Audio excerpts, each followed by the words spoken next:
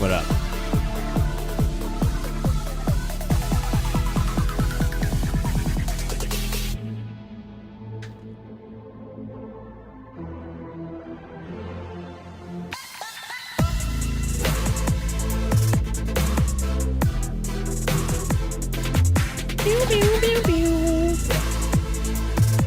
Alright, we're gonna start here in just a minute or so.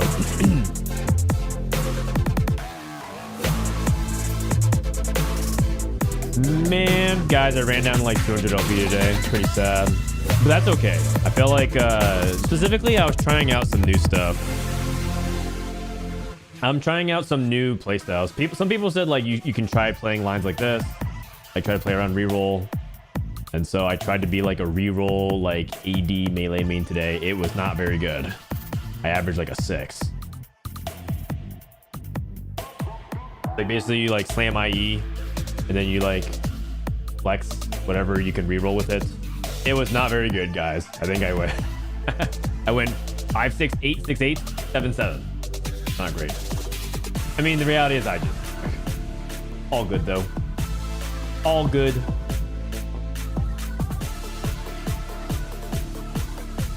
Yeah, Riven's really good. That's probably the reason why.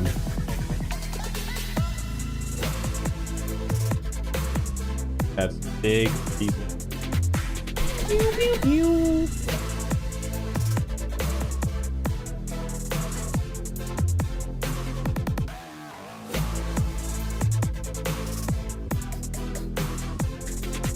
Pew, pew, pew, pew. All right. Hello, everybody. Happy Friday to y'all. We are going to be watching the Golden Spatula Cup, which, if you guys don't know, is the official EU competitive circuit. My hair's all kind of messy today. I showered and washed my hair. And as you guys know, I wash my hair, you know, like not that often. And so it's a little bit messy. Sorry ahead of time. Jazz reroll is back. Yeah, jazz reroll is viable. Like, the idea is that there's a lot of reroll in the meta. But dude, I averaged legit like a 6 today trying to reroll flex. It was not great. I think part of it was I was probably just forcing it when in reality I shouldn't have been forcing it. Not like forcing it, but like I said, okay, I'm gonna reroll something. And sometimes I think I should have just stopped rerolled and just like played level 8 AD. I was an idiot. All good though. I feel like I'm learning the patch a lot. Also, I think that there's a ton to learn about the patch. So yeah. It's thinking for 3 months. What up, Tommy? It's not like I'm forcing reroll. It's just that like I feel like I was like, okay, like I have like Riven 2 naturally. So all I have to do is just roll for a Riven headliner and I have 6 Rivens, right? And then lo and behold, I roll, I miss, I bleed out. I have like 70 HP. I'm like, I barely hold on, and then I try to get, and I'm trying to make a comeback, and then I go 6. I'm like, if I just went to 8 and I just played, I probably would have like at least gotten top 4. It's stuff like that. I should have just stopped playing like an idiot. When I play ladder day, I'm gonna stop playing like an idiot. I think something in TFT doesn't click for me if I'm tunneling on something. It's probably because it just like it doesn't like that. The game just like actively punishes me when I'm like, okay, this has to be a Yasuo reroll spot, and I just get punished. No worries, we'll get it all back. So we're gonna be watching Golden Spatula Cup today. It's the EU competitive circuit. How do I actually position myself? I think we're gonna do it top left. Top left.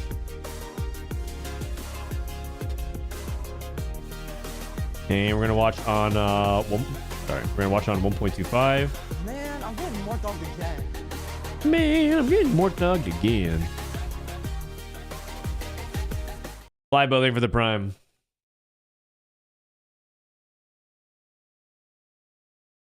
You gotta adapt way more. Oh, you guys are not wrong. You guys are not wrong.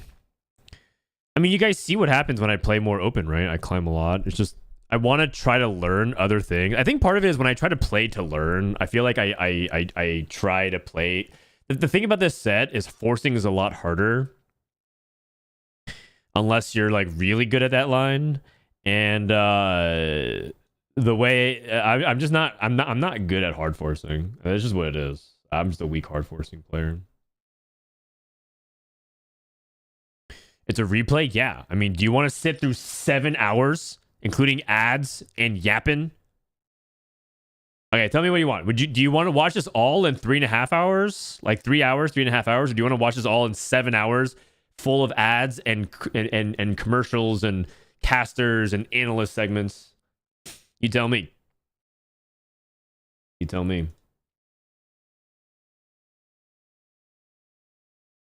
Life's too short.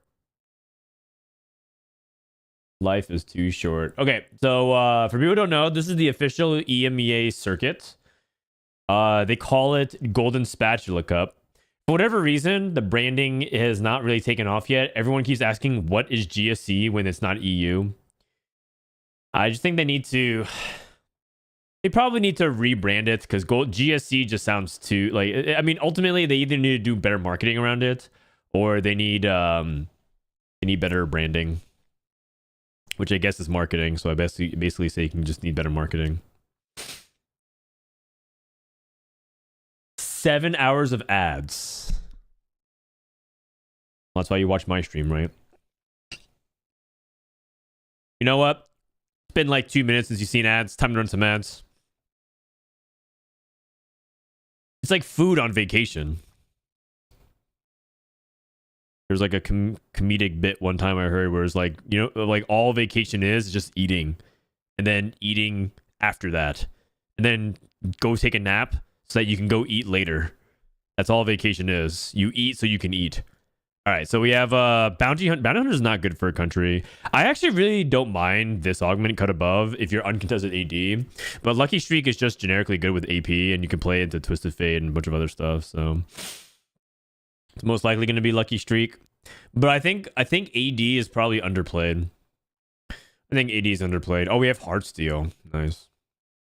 So anyways, watching Twitch is like going on vacation, but instead of food, you just get ads.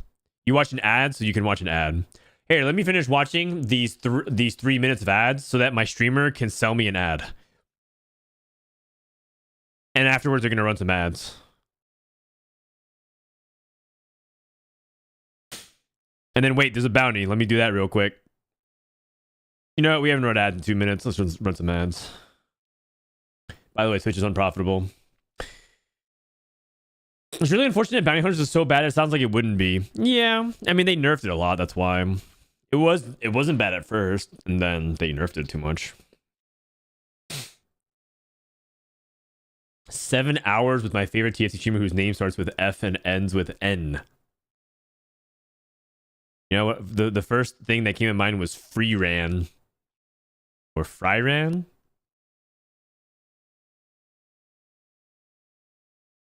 Fryron? It's like an anime. Forsen? Yeah. Probably Forsen. There's some anime recommendations that people told me to watch. That was one of them. Another one is Man, I'm getting more dog again. I actually have never watched ReZero, and everyone loves that show. And if they like, get into it, they really, really love it. So I'm probably going to eventually pick that up. What up, Weeda? Looking forward to game 3? All right, sounds good. Free Rent. Yeah, I've never watched it. Is it? I mean, I'm probably gonna watch it. I'm adding it to the list that me and my wife are gonna tackle. It's just haven't got there. What's another one? Let me see. I have another one on my watch list as well. Where's my phone? Let me pull it up real quick. Vinland Saga. That's right. I have to watch that. It's on deck as well. I heard a lot of great things about Vinland Saga. Even Shroud. Yoning. Here's the thing. So this is like what I do, right?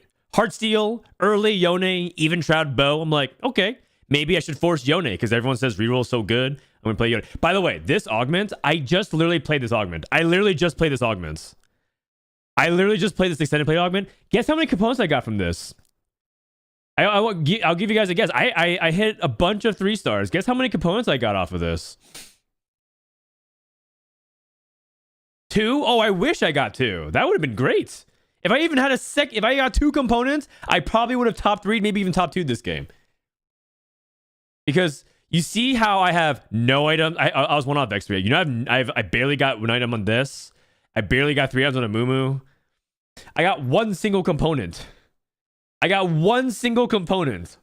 Oh, from extended play. Like, what is this augment, man? It's just honor roll, but a gold tier augment. That's what it is. And it doesn't even work. It's honor roll, but it doesn't even work on non-punk champions. Oh my god. Why didn't you get items? It's because the augment is bugged. The augment is bugged. Just as a PSA, in case anybody is expecting item components, I 3-starred all my punks and I got 1 component. I was down basically like 2 full items. You didn't realize that? Yeah, I mean, I didn't think it was even that bad. Maybe I was like, okay, maybe if I don't get like 1, that's fine. I didn't get 3 components. I'm just down 3 components. Oh. The vacation thing is because when you don't plan your next meal, you end up having no clue where you're going to eat. There's no food in the house to eat, and Howard scrambling every restaurant you find has 60 to 90 minute wait for 2, and your wife is starting to get angry. I mean, I understand why food's important, but I'm just telling you the facts, man. Vacation is just it's just a bunch of eating. On my baby moon vacation, we just ate a lot of food and then slept and then watched a lot of TV and anime. We finally got around to watching the ending of Attack on Titan. End of an era. I was expecting the ending to be pretty bad because all the manga readers were like, man, the ending was so bad. And then the ending was not bad at all. It was fine. It wasn't like the best ending ever, but it was like a solid ending. My god, you got a tip? Oh no, it was Lucky Streak. Lucky Streaks. We made 20. Sacred Norris. Please don't spoil it. I am close to finish. All right, sounds good. Sounds good. I mean, it did come out like a couple months ago, but to be fair, I'm still finishing Jujutsu Kaisen season 2, and I'm behind on that. And also, literally like a few months ago, I just finished catching up on My Hero, and then like last month we just caught up on Demon Slayer. So we're just like behind. Too much stuff to do, man. Spark with the so this has to be Disco with his setup. He's probably gonna go like. Actually, do you go Rageblade or do you go Morello? That's what I was gonna say. Morello with anti-heal, and you go Nashers if you want as well. It's not even bad. Reforge. Interesting. In case he found like a better item to combo. Got it. Jinx 3. Did he get a component? I wonder. Probably not. Why would you?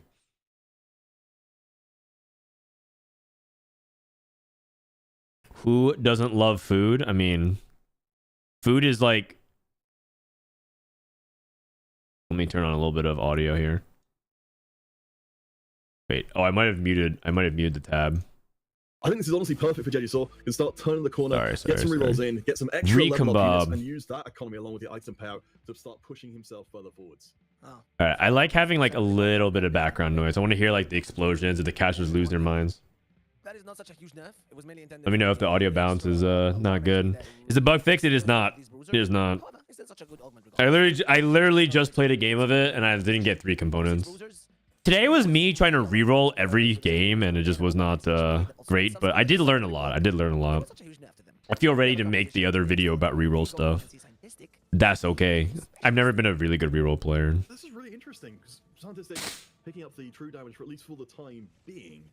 You mentioned vampirism before as a way to really make use. The thing about like loving food, that's also like the most basic thing. It's kind of like you know, liking money. I mean, some people legitimately don't like money, but like at the same time, no one's like gonna be like, nah, I don't want money.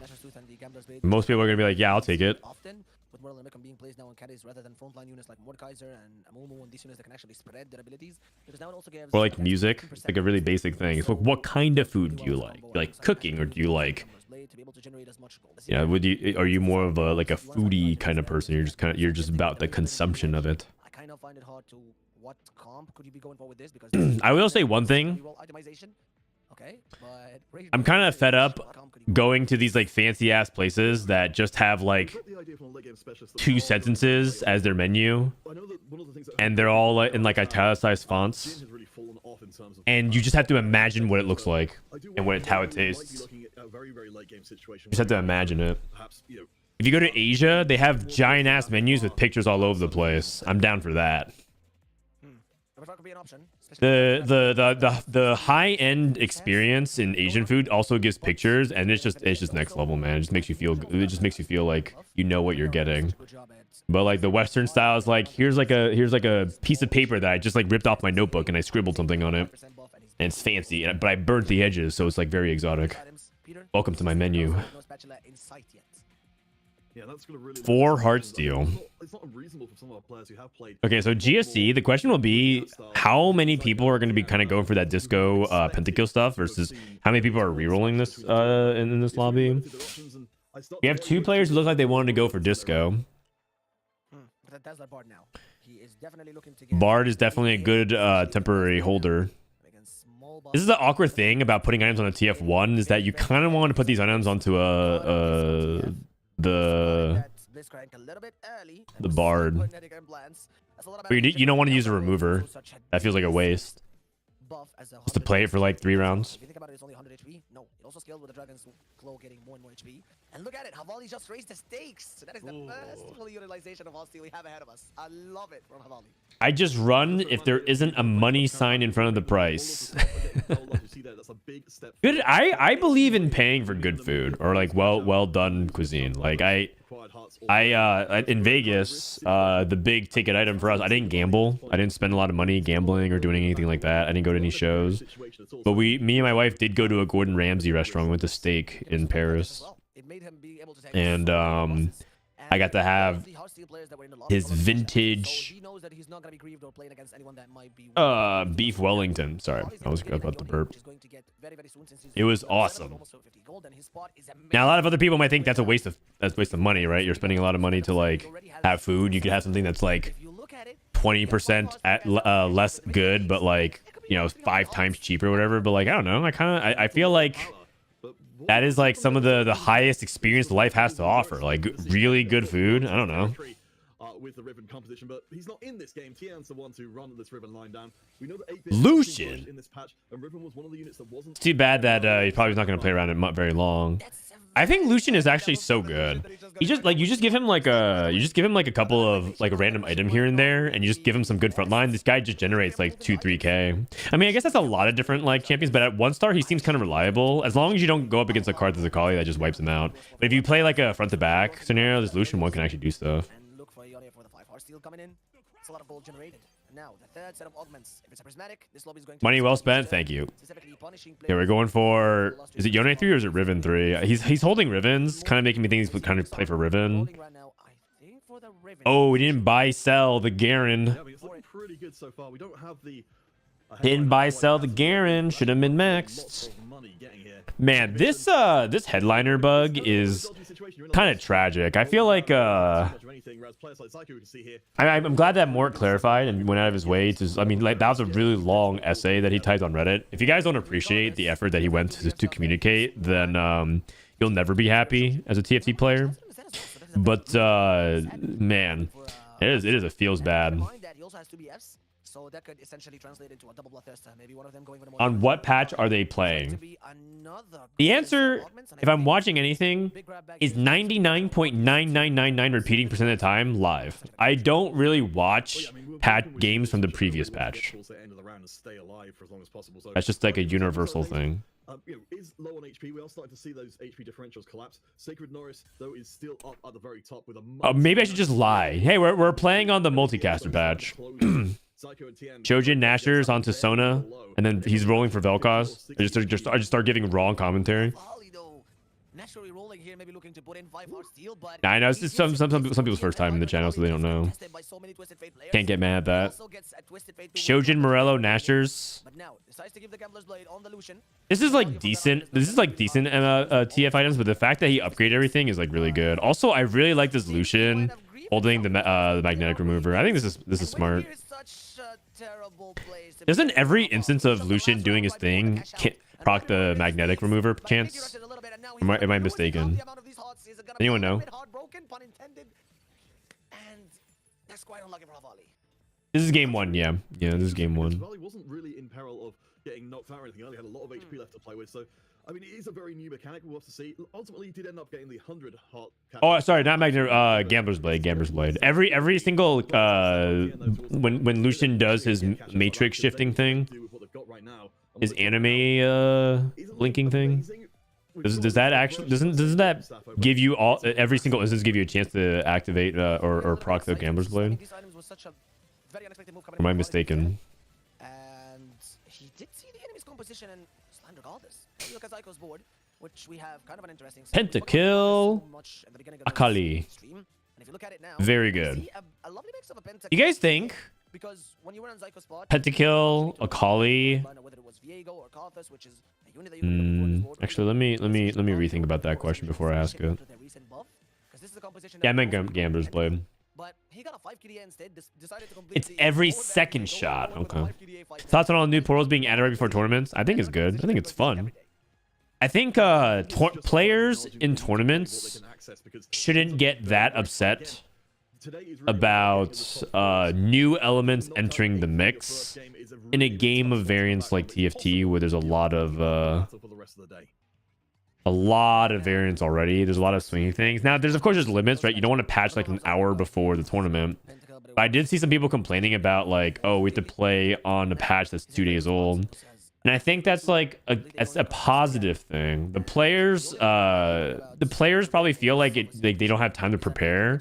But I think that's what makes it a lot like really exciting in some ways. If everything is kind of figured out and solved, I think it's a lot less interesting. Safo has taken a whole bunch of combat augments, but it still hasn't been enough to turn the tide for him. I start every showtime in Hall to 9. Good for you, man. Good for you. Okay, so we are playing Riven. We have Indomitable Will. Indomitable Will for Riven feels like actually sometimes a little bit sketch, because if you're not able to get that first cast because you get stunned, then you're not actually able to proc the Indomitable Will and you don't get the anti-CC effect. It's a little bit illegal, if you would allow me to say. He also gets a headline of now, but You have to position like even more thoughtfully, all thanks to Havali, because if you're like on the same area as Echo, it just AoEs everything. You don't kill anything, and then you're just like, I don't know, you're just like super stunned. Did get a 0 item Ziggs, but that is not 5 disco. That is not a sentinel frontline with Hello, Fanny. If you're playing Twin Terror and you give emotional Spatula to Twitch 3, does your Twitch 2 get emotional as well?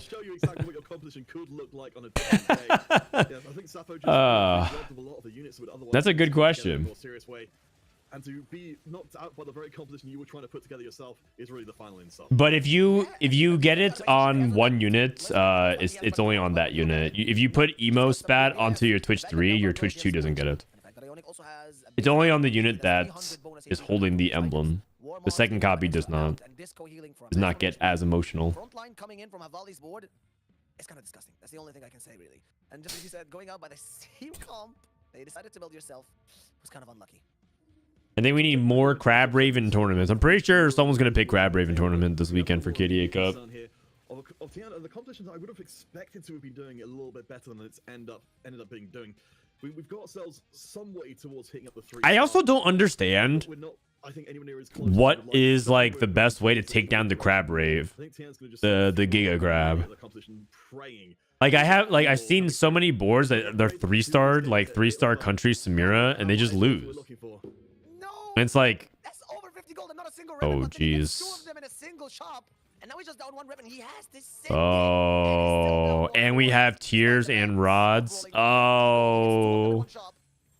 Well, this guy's just dead. He's playing KO2 secondary. All right. We're just getting farmed by Lucian. Oh, wait. We won. And he is able to get oh, a win not against bad. Havali. Currently the strongest board in this lobby, but all thanks to Edgelord having access to the back line. If he gets that Riven, Solus' Karthus 3 lost to the Crab. Wait, what? Oh, it looks like it might be a bit too much of an ask. I think No way. we're gonna have to start throwing every. You know what? I don't feel as bad about my Riven games. This is literally exactly what happened to me today, where I had like a really good Riven spot, and then a bunch of bad items dropped, and then like didn't hit Riven 3. It was just BG. I hit Riven 1 round, and then I died. This could be over very quickly. Yeah, that is quite unlucky, and that is that's a TFT moment for you, right? It seems like sustain might be the key, but it does randomly burst out of nowhere, which is oh my. It's Yone 2 versus Riven 2.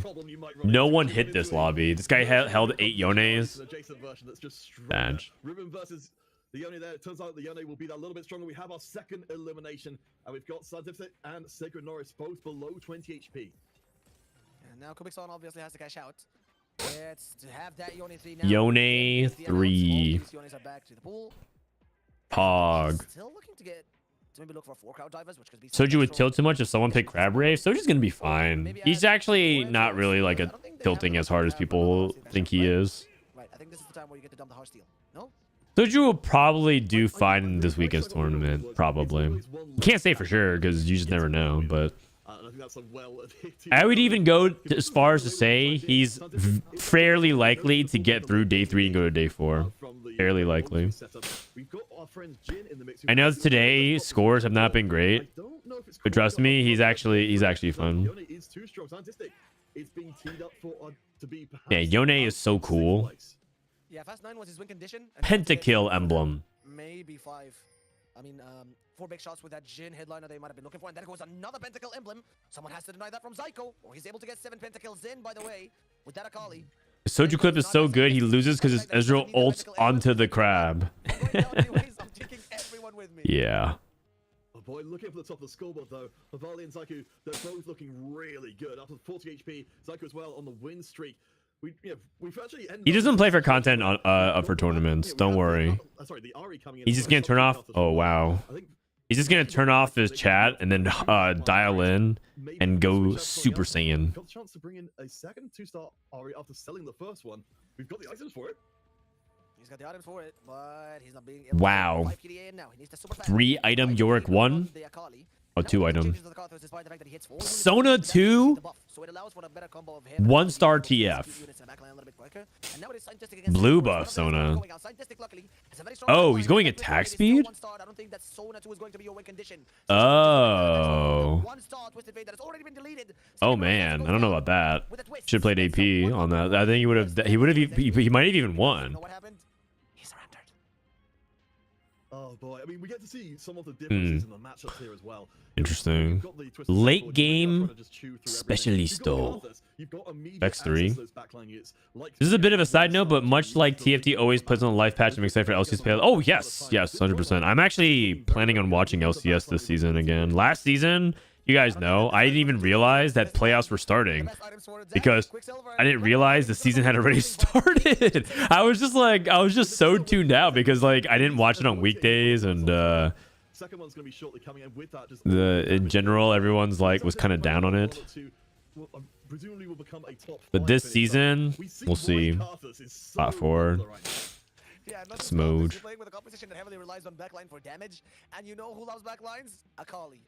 Ramped up, adaptive, and Titans with Hodge.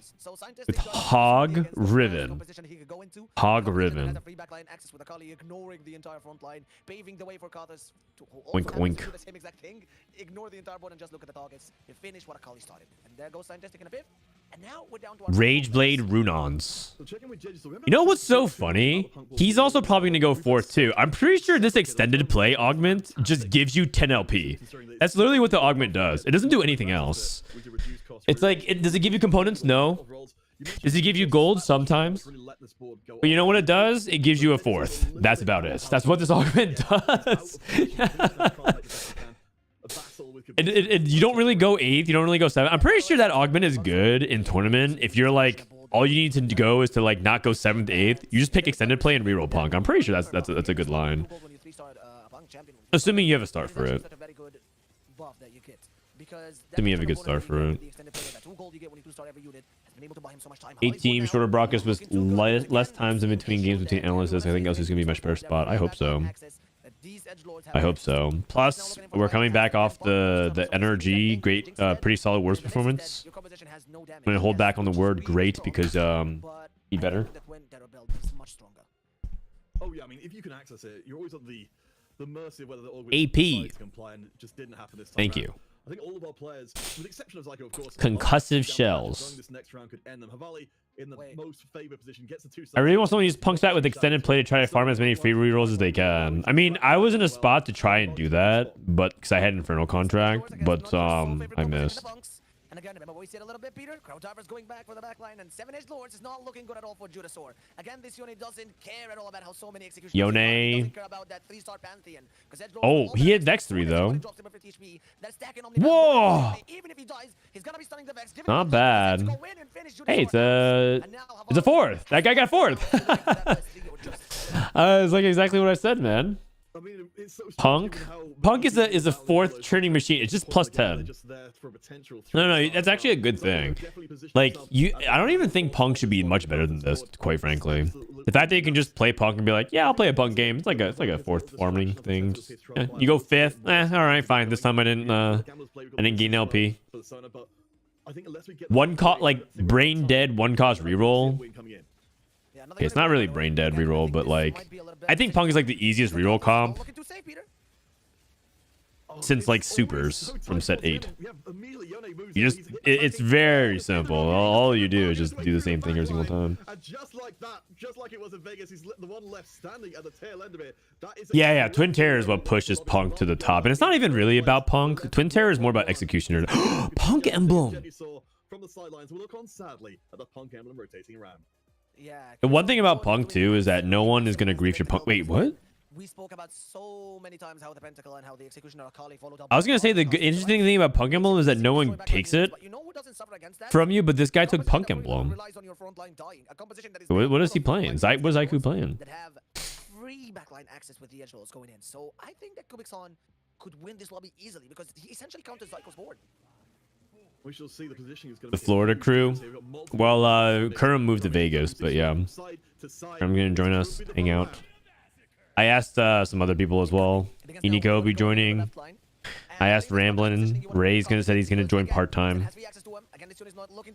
Ray's stream is usually kind of degen hours. He streams like, you know, 11 p.m. to like 6 a.m. So it's hard for him to like do the co-stream because it's like during the times he would sleep. And burst Yone before he can lick his wounds back up to full health. I mean, this is the kind What's up, Gil? triangle that we're building. Dream Elements says Frodan is now live. Incredible job of I guess not wrong. units, but when we've got so much power concentrated, like in this case with the Yone, ultimately you don't have anything that's going to take down a unit that's strong, especially once you scale up. He's not just scaling. 7 Edgelord. I've been seeing more people try to play 7 Edgelord. Even when you play Yasuo reroll, apparently 7 Edgelord is also really good. And I think it's just because 7 Edgelord is just a lot of stats. And if you could hit Kayn, Kayn is a really good top end to play around if you can. Like if you're trying to play for first, Kayn is actually quite good. Oh my god, Kevin Parker? Yone! Man, how could you not see that and be like, man, Yone is so cool. Bat chesting. Oh, he reforged. Exactly what we're looking for, but I mean, everything seems to be working out pretty darn well so far. I love that we've also got a little sneaky itemization in there from the Kale. So Yone and Riven combined had a 50% win rate yesterday. I mean, that would make sense. The 3-cost reroll is really strong. That's why I tried playing a lot on ladder today. It just did not go well for me. Part of it is probably because I'm not playing it correctly, and also I'm pretty sure that some of those rolls were bad. And then also I tried deviating a little bit sometimes. I don't know. But I'm pretty sure if you like get a good beat on 3-cost reroll, you will win a lot of lobbies. But I also think that it's a line that you can bot to like easily. I don't know how many games you guys have played of Yone Riven, but like nothing has really changed. Sometimes you just randomly go 8th because you're stuck on like 2-star. And the headliner bug thing also makes a big difference as well. Because like you could theoretically roll, and with Yone's traits, you just see like crowd diver, and then you get screwed, and then you see an edgelord, and then you get screwed, right? You have to buy sell. It's very, very annoying. Wow. Man, EU casters are so hype. Always losing their shit.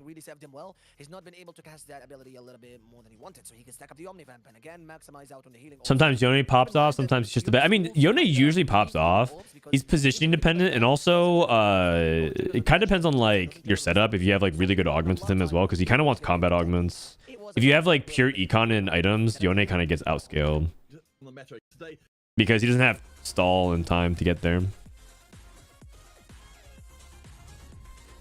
Wow, production value. I'm gonna let you guys know I don't have anything close to fancy graphics for tomorrow. I literally just have an overlay. That's all. But they got motion and everything. Well, you guys know what time it is. It's vacation time. Run ads. So that afterwards we can play more ads. And then talk about ads. And then run some ads afterwards. Enzo. This guy made Worlds instead 8.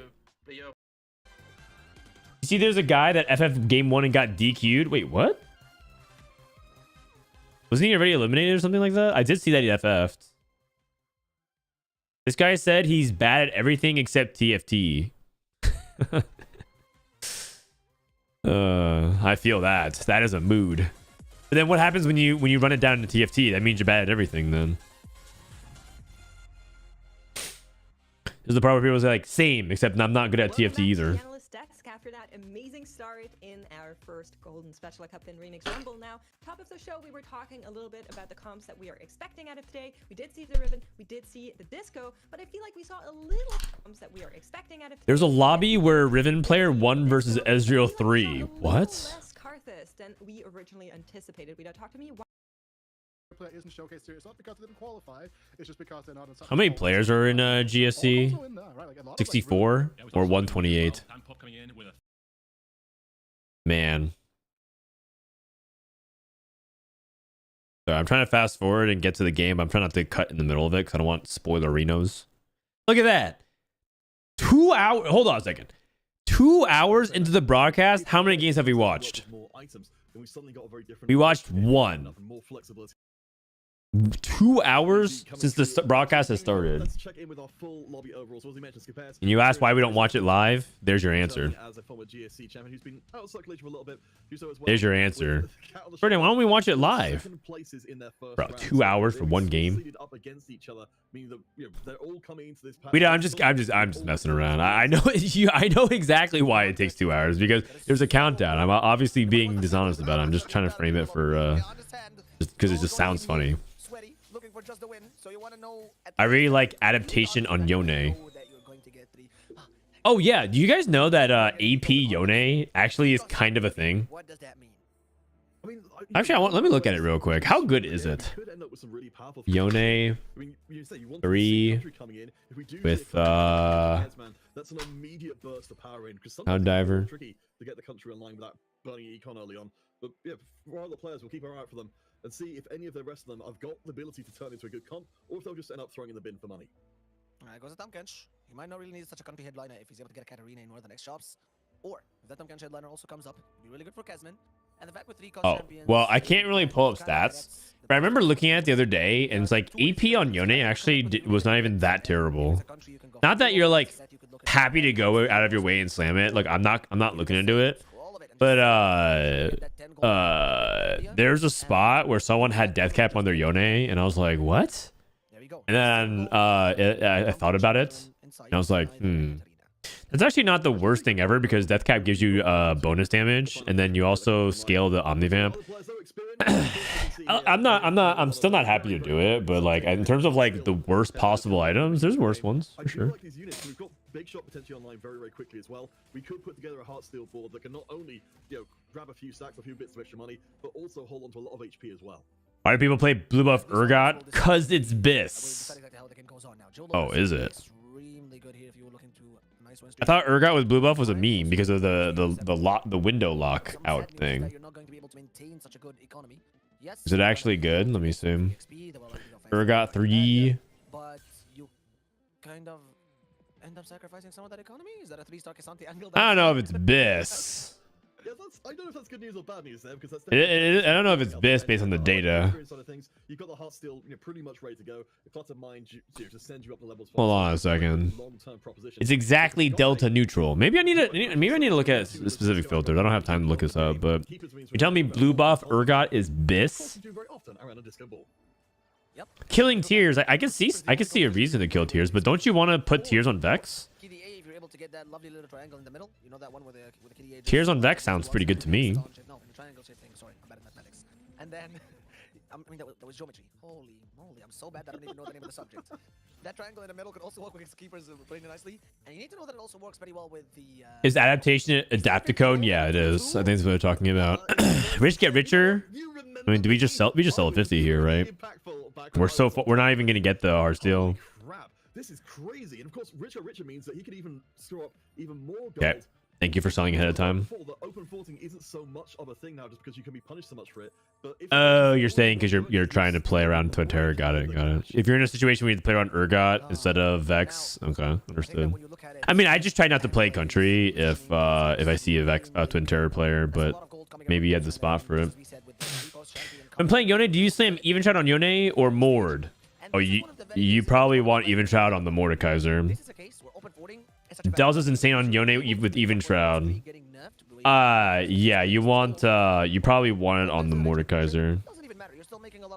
It's there's also a sample size issue.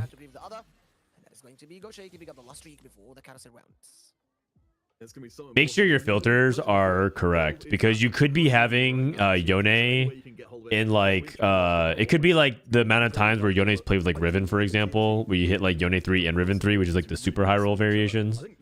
But yeah, just make sure your filters are correct because you could be looking at a low play rate of a different comp. Sells everything. What? Wow, Kesman. I mean, it's his fault.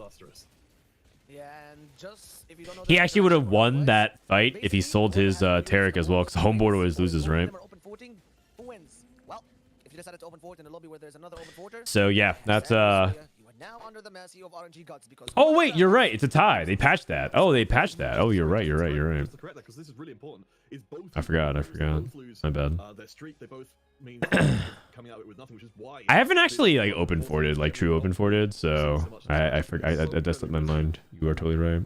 I genuinely thought we might actually see two players take that incredibly high risk and potentially. Is this the old patch? Man, it's so funny, man. Why do people always ask if we're playing on the old patch? They must be League of Legends fans because they play on the previous patch for competitive league. Spotting something that isn't happening rather than spotting something that is happening. Yep, that's why they pair me up with Peter. So when I suck, he knows how to recover. Okay. If I'm playing Ari, do I slam Spark on Ari or the Nico? Studying for a test. Like, I skipped primary school, maybe, yes. Good question. But studying never ends. This is something that I believe my mom when she said that. I'm like, yo, mom, I'm done studying. Can I play? And she's like, 5 studying heart never steal. ends. I grew up. I'm almost 23 years of age, and now even in esports, Riot Games comes and they're like, yo, we got a whole book for you. Read. So yes, I missed that one. You said something applied to the old patch was reasonable to ask. Well, in my defense, I'm an idiot. Especially with this being effectively a mid-set change, you've got to keep everything in mind while having such a huge systemic. We're not even making a goal. This is actually kind of a bad spot. We're like really poor. And now we're lose, win, no streak. Same material, but now suddenly that material works a different way. We have 5 heart steal though, so it's not bad. And he can raise the stakes from here too, because he has 5. Actually, you know what? His spot's actually pretty good. The more I'm thinking about it, 5 heart steal, cluttered minds, where he's racking up the EXP. Nah, it's actually pretty good. The 5 heart steal, raise the stakes. This guy's spot's amazing. Clear mind, 4 bruiser. By the way, I'm pretty sure Olaf is illegal. I've seen Olaf with like the most random items ever. It was like I saw like someone have like Spark, like Sunfire, Olaf, like 7 streak. They put like all the AP items onto Olaf. And it's just like 7 streak. He was just so good. We'll check in with Zesco. We haven't had a chance to see yet. Representing Turkey and Olaf has one big extra Nami. Oh, that is true. Man, If Olaf gets stunned by the Nami, can't heal it back up. But man, this Olaf unit is just filthy. The top 1 EU player got bonked on day 1 because they couldn't adapt well to the patch. Well, that's just what TFT is. A lot faster than they might be otherwise. Yeah, Desco is so far the only player. You could be the best player in the world, and you're not guaranteed a day number 2. Hey, welcome back for 29. Thanks for all the love and support, man.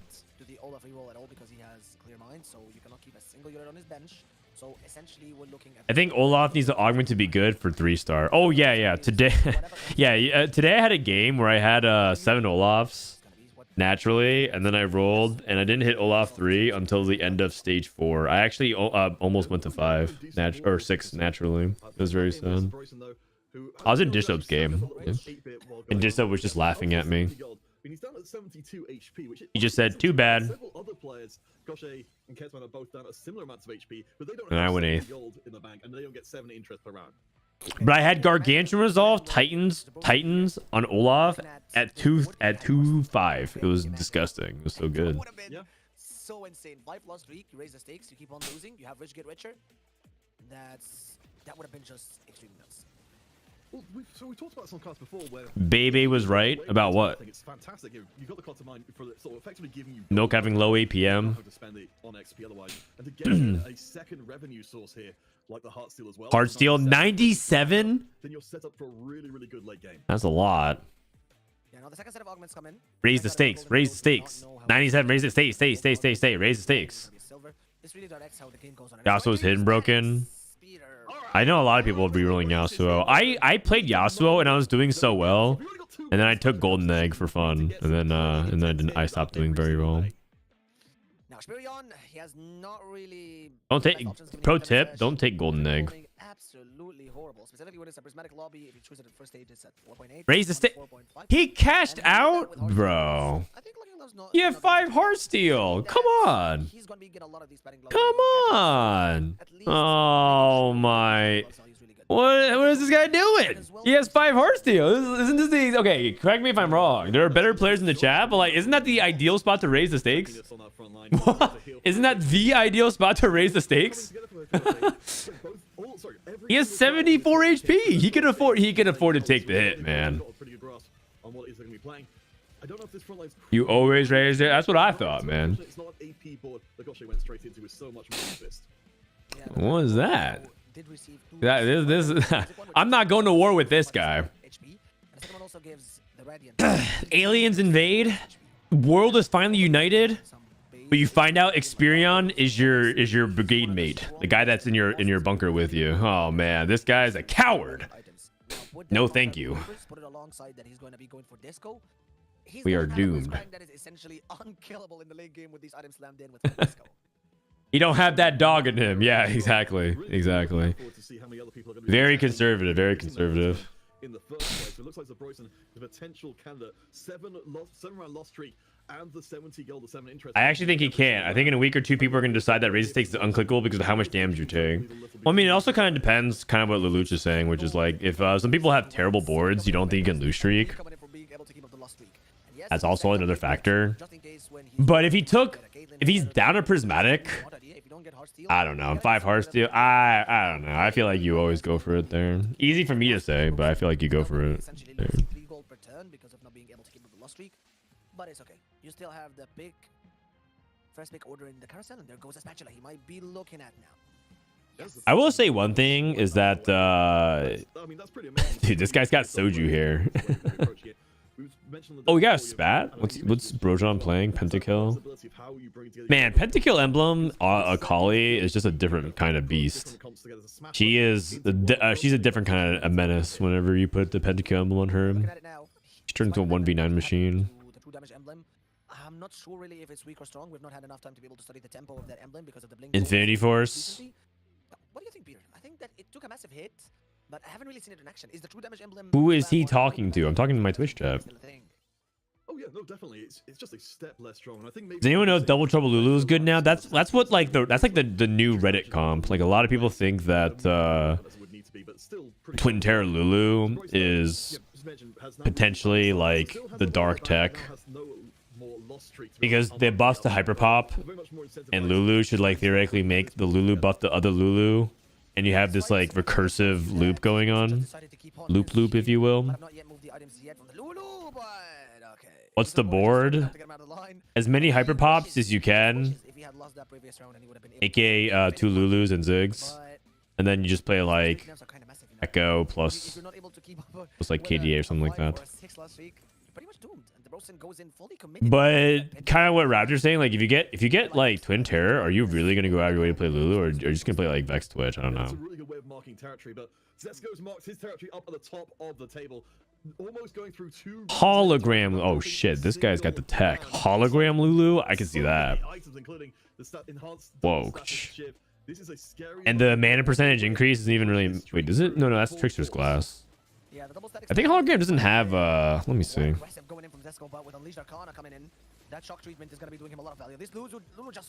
it doesn't have the mana thing. That's only Trickster's Glass. Wow. Okay. That's really good. That sounds amazing to me. Yeah, hologram's a health increase one. That could maybe be a Spellweaver angle for him, because I think Twisted Fate is way too contested in this lobby. No? Do you think people ever take Wandering Trainer? Oh yeah, they will. Especially players who need to play for like a first. Raise the stakes. I mean, I don't even know if it's correct here. This guy took 2 cash outs. He actually won his 3-7. Okay, you know what? He was right. Look, guys, he won his 3. I mean, he would have guaranteed sacked it though. He lost 3 out of 4. He should have just raised the stakes, man. He should have just raised the stakes. He lost 3 out of 4. I guess in some ways he did get stronger though, so he preserved more HP. Still. You guys can forgive him, but I don't have to. Wait, you got another Heartsteel unit. Edgelord. Attack speed. Gives rapid fire Caitlyn, big shot Ezreal. He's just trying to roll specifically for the disco. Actually, he is so far from the disco board. I think the time being, well, I mean, Keto's got a big loss streak still in place, so he really needs to make sure this is the way he wants to go. He's got very little money to work with, so if he drops the loss streak, then he needs to make the rest of the game pretty much just work with whatever he's got on hand right now. Yeah, it's not looking good for That is a Radiant D-Claw. Wow. Speed of Trojan is going to keep TF attacking very quickly. And also, by the way, I think that the attack speed Sona got a very small nerf. A very small nerf to her from the Ezreal attack speed. This guy is Soju. 20% attack speed per the auto, and 100% when it comes to the actual cast instead of the basic attacks. Dude, Soju will be fine going in tomorrow. Oh, we got another Sona? 1-2-5. You got another Sona just like that? Sona 2. Hey, Lulu's not bad here. Too bad we have our items on the TF already though. Pentakill emblem. We've talked about at the beginning of the day, there are just certain matchups you're gonna. Is there any tech with blue buff Sniper's Focus? Yeah, put on Ezreal. Ezreal's really good with Sniper's Focus. Although I think when you play Sniper's Focus Ezreal, you kind of want actual AD on him because you want him to you just want to have that stat so that way your Sniper's Focus can multiply off the AD because blue buff is more of a like, I mean, it's a mana item, that's what it is. You can cast a lot. But you can put it on Ezreal. Kaisa, yeah, you could also put it on Kaisa in the meantime. You could put it on Ari, but it's not nearly as good. And then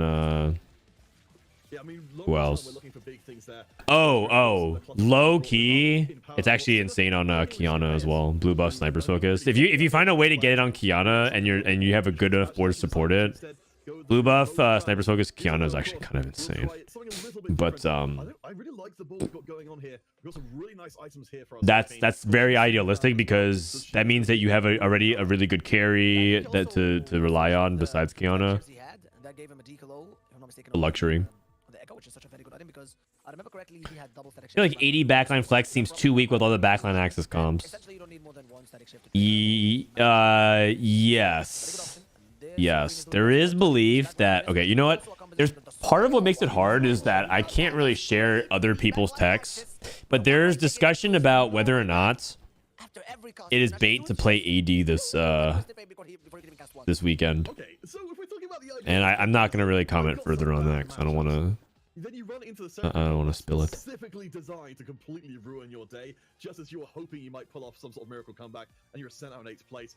These are the kind of stories you run into, though, when you're moving towards the higher tables. We are in the rarefied atmosphere already of our players, looking to try and make sure they guarantee themselves a spot for day 2 at least. Yeah, and looking at the HP bars of this lobby at this state, you can tell that it is free on ladder. That is, I will say that no one is really out here trying to play AD ranged units right now, so you do tend to hit the Ezreal and everything like that for free. 76, 64. This lobby is much closer than a final game again, Peter. Yeah, I think we're going to be seeing some of the drops coming in here, which will be very, very important with this close lobby. Is Ezreal good against Disco Clump? Yeah, Ezreal is very good versus Disco Clump. That's like what Mort was talking about, that you try to one-shot the Disco. That's why Seraphine reroll is picking up steam, because you're able to beat the Disco Clumps. Target the back line. Lucian 2. I had a board like this, and I kept losing to the Disco boards, and because I had to position around Akali as well. And so I just kept getting the wrong 50-50s. If I put like some my tentacles in the back, I didn't have the Lowy, and then yeah, it was really sad. That you have a 2-star Lucian at stage 4-2. All thanks to Recon Bob. Recon Bob, it's the way you're gonna go, isn't it? When you're in such a competitive lobby, you're gonna take. Viego, Zed, Yas, Yone reroll is all good, but as Caitlyn is rough. Yes, that's the thing. I think you need to play around melee carries more than in right now. Like Yone Riven's very, very good. Blue buff, IE Hodge. Wait, this is the 5 Heartsteel guy. We could have had so much more. If he goes 7th anyways. Oh man, we go 7th anyways. That is unforgivable. If we're gonna go 7th, we might as well raise the stakes. We might as well raise the stakes.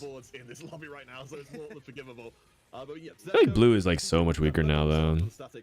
And we're dead. Oh, living. Cash out. Okay. Virtue of the Martyr. Where did the orb go, huh? Oh, we Where's just got the- ourselves the Virtue of the Martyr on the target dummy, which is pretty decent. The main problem we've got here for Experian is we've only got the one really big front line, and that's also using the Lucky Gloves. So we've got 2 good items, but not 3. Yeah, and also with the I know Guardbreaker's good, but you need anti-heal. That is true. Anti-heal is really important for sure. Especially in this meta. If you have no anti-heal, you just can't ever really compete with Disco.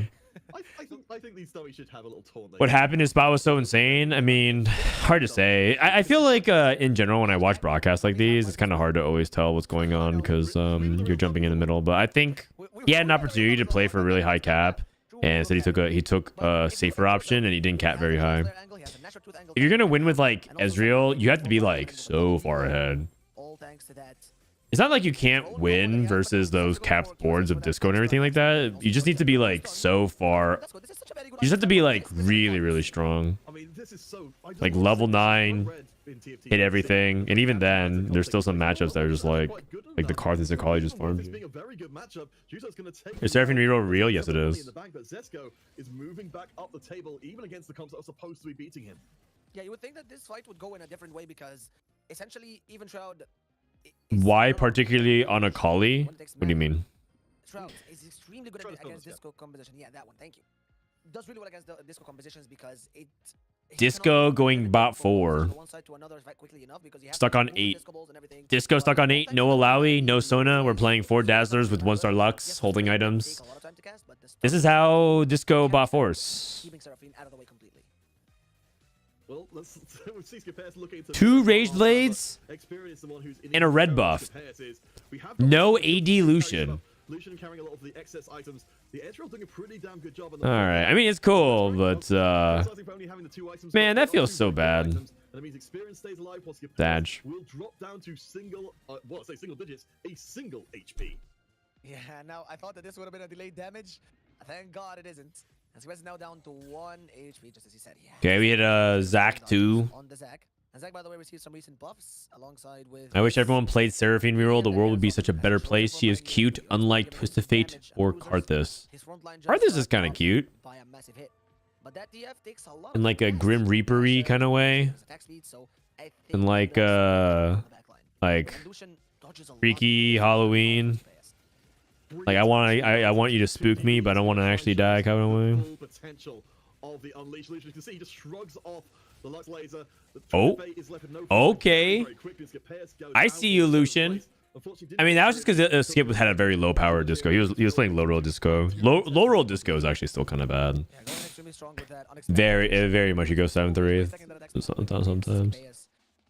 Now we're down to round 5 power cells. Not a single emblem that is Punk emblem? in this lobby. There's not been a single punk player, so that one is going to be completely ignored. You're getting free Alawi. Alawi with a Sterix gauge. Okay. Do need some front line, and also that BT. Shojin on a Karthus. That's probably the best item combination. Yeah, I do love seeing that we've got the generic items. Oh, the generic Omni-Van items. Lucian's good. You just need to set him up. Like the thing about like Lucian, Jhin, Ezreal, Caitlyn's like you can do well and you can win. It's just you need to be super far ahead in high rolling. You don't really play without like a Heartsteel high roll in my opinion.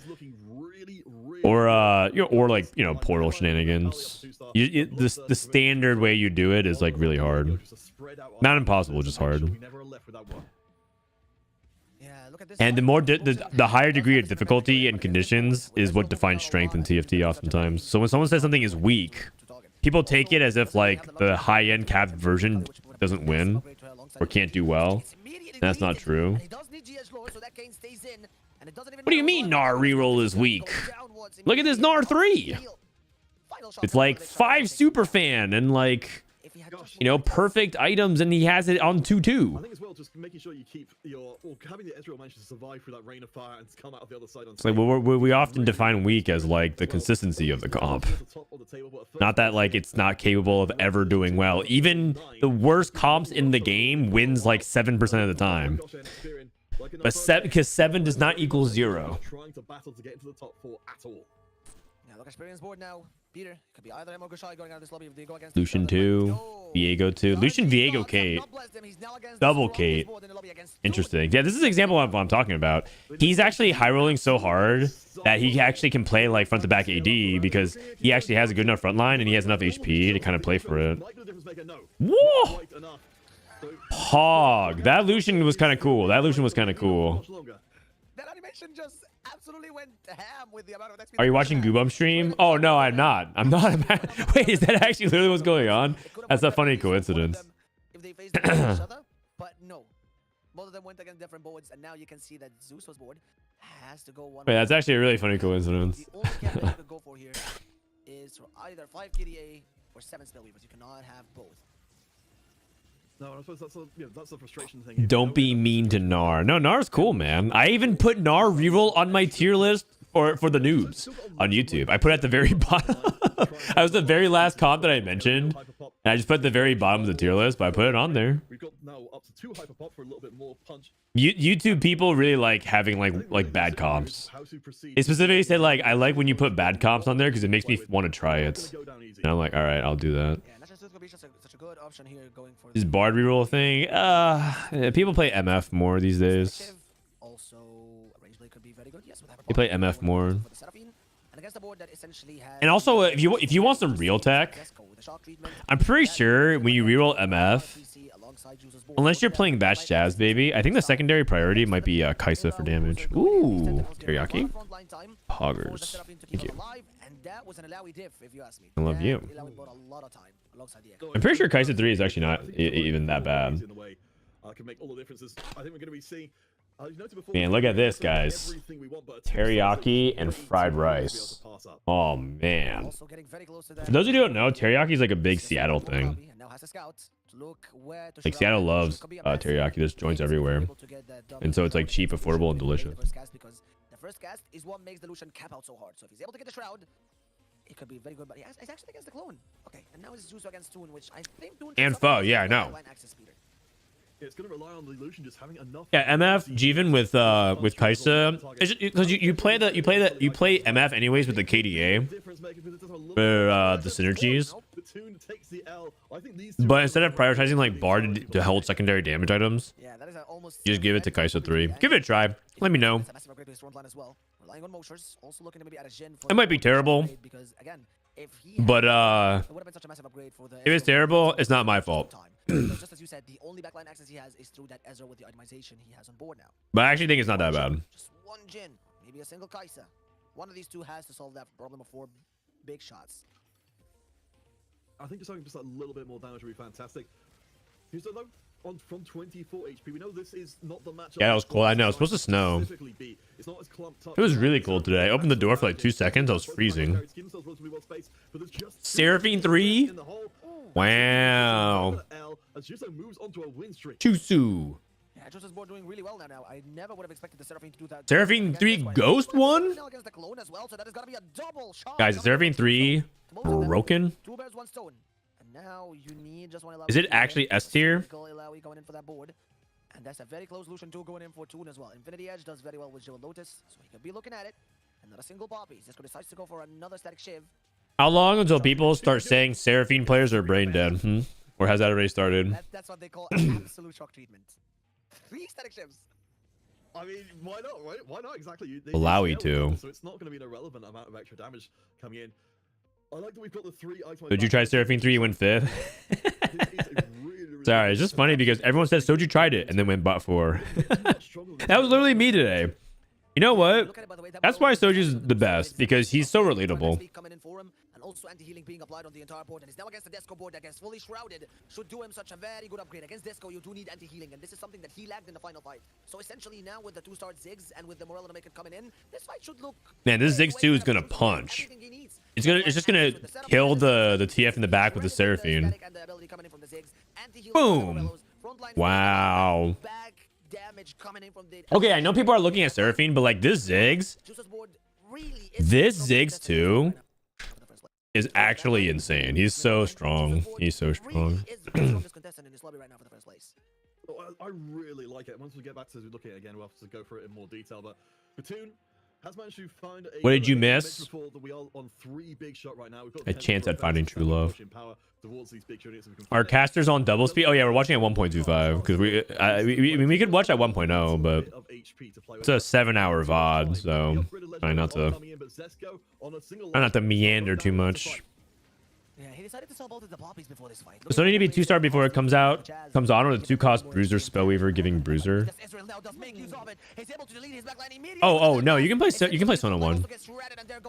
But I think Lulu 2 holding items can also be like better than Sona without items.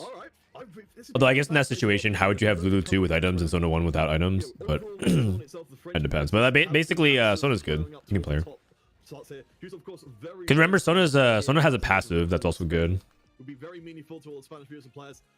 Why is Pentakill particularly good on Akali? Because of the damage reduction. And it gives her damage bonus. And the attack speed. I mean, Pentakill is just an insane amount of stats. That's what it is. If I'm not mistaken, but he gets it regardless. A massive upgrade for his front line. And he's spending all he can to get it. Pentakill gives you so much bonus damage, and damage reduction is nice, and the attack speed is nice. Turns Kali into like a 1v9 machine, sort of. Doesn't really 1v9 that often, but like... Okay, the more likely you think a Kali's gonna 1v9, the less likely she'll actually do it. In fact, didn't hit any of them except just the Ilawi. A very good positioning coming in here from Toon. The Rabadons on the Ziggs I find quite strange. Maybe he's looking for more backline damage. That is a souped up Yorick too. My god. My god. Every single unit on Zeus's board. And finally Toon is able to stop his unstoppable 7-win streak, and now The Recon Bob. Lucian 2. So yeah, this is what I'm talking about. If you can get to a late game board state with AD carries, you can win the game. It's just so hard to get there. That's why people say Heartsteel is like the key, because you need so many resources. But this guy hit Lucian 2 like 2 stages ago. At the very beginning of stage, I'm pretty sure he had Lucian 2 at like 5-1. And then finally got to this point, and he looks like he's gonna barely win. Oh, we got... Oh my god, that Shroud. Okay, Shroud's is not that big of a deal in Ezreal, but... Lucian and Yorick. Yorick cast it again. Big Ghoul came out, so that's huge. GG's? Oh! Oh my god, 1 HP. Morgan, we're going around again. Dude, I love counterfeit. 1 HP! Can you believe it, Morgan? I'm on the edge of my seat. I love it, man. He's just so hype. You kind of want, because the Lucian does shred everyone for the Ezreal to be able to lead them a little bit faster. Mr. Frodan, it's me, the Yasuo guy. It was going good until I almost hit Emerald and got gate kept by a couple players. We'll keep at it. Yasuo reroll is very good this patch. Okay, he just needs to not get Giga Shrouded. And he did. Yorick. And also, his Yorick is away from the Ahri and Seraphine. Yorick cast twice now. Og. And then... Okay. Positioning diff. Can you do a British accent? Not well. I can do what I think sounds like a British accent, but it's pretty terrible. Ultimately, that does make sense. It was not the composition that the Seraphine setup was designed to beat. Yeah, we didn't have the same level of clumping that would have allowed it to go off really huge. Best comms? Oh, I'm releasing a video later tonight. If you're looking for best comps video, I'm releasing one tonight and one tomorrow. Tonight's gonna be like the S tier comps that everyone plays, like Disco and Pentakill and everything like that. And then tomorrow's gonna be like all the A tier, B tier stuff, like all the rerolls and like how to play 80 flex and how to play 2 damage, stuff like that. All the A, B tier stuff. All right. Vacation time. So hoping to see in this next game. Yeah, we did see. I was watching one of the other off-stream lobbies quickly. I just use your meta TFT comps. It was only a 500 no spat in the mix, but like a 500 do it in one of the other off-stream lobbies here, right? So a composition definitely is leaving its mark across the. Give me Mobalytics. We just haven't seen it on stream as you're pointing out. All right, let's take a quick look at who we've got on. We did one update yesterday. We did a minor update this morning. We have to do one tonight. Of course, former regional champion as well. David, anyone that you want to particularly highlight coming into round number 3? Well, I think there's some biases with this lobby being picked, considering it's the first game I'm casting. A good friend, one of the veterans in the Spanish team. I like this selfie, man. He's got the AirPods. He's got the messy hair. Holy shit. This guy's Tinder profile. In the Rising Legends circuit, and he's doing well right now. He's 12 points. He's staying, consistent. That's roughly 2/3 in the first 2 games. The striking jawline, the puffy lips. As like kind of the pioneers and within like EMEA, Spanish TFT in general, the two players that really left their mark in competition earlier. Fuckboy pick. That's what I'm saying, man. A couple of GSCs now kind of have that ability to do deep runs. And then Ben Sack for me is a very interesting player to keep an eye out for because in the they have the ultimate maestro. Only person using cam is Diga Sparta, or sorry, Snooty Boo. Came in and like was by far Going to the next game. Going into the still players, we had our gold heavy players who ultimately didn't end up finishing out that well. Why do so many casters have casts in their Twitter tag?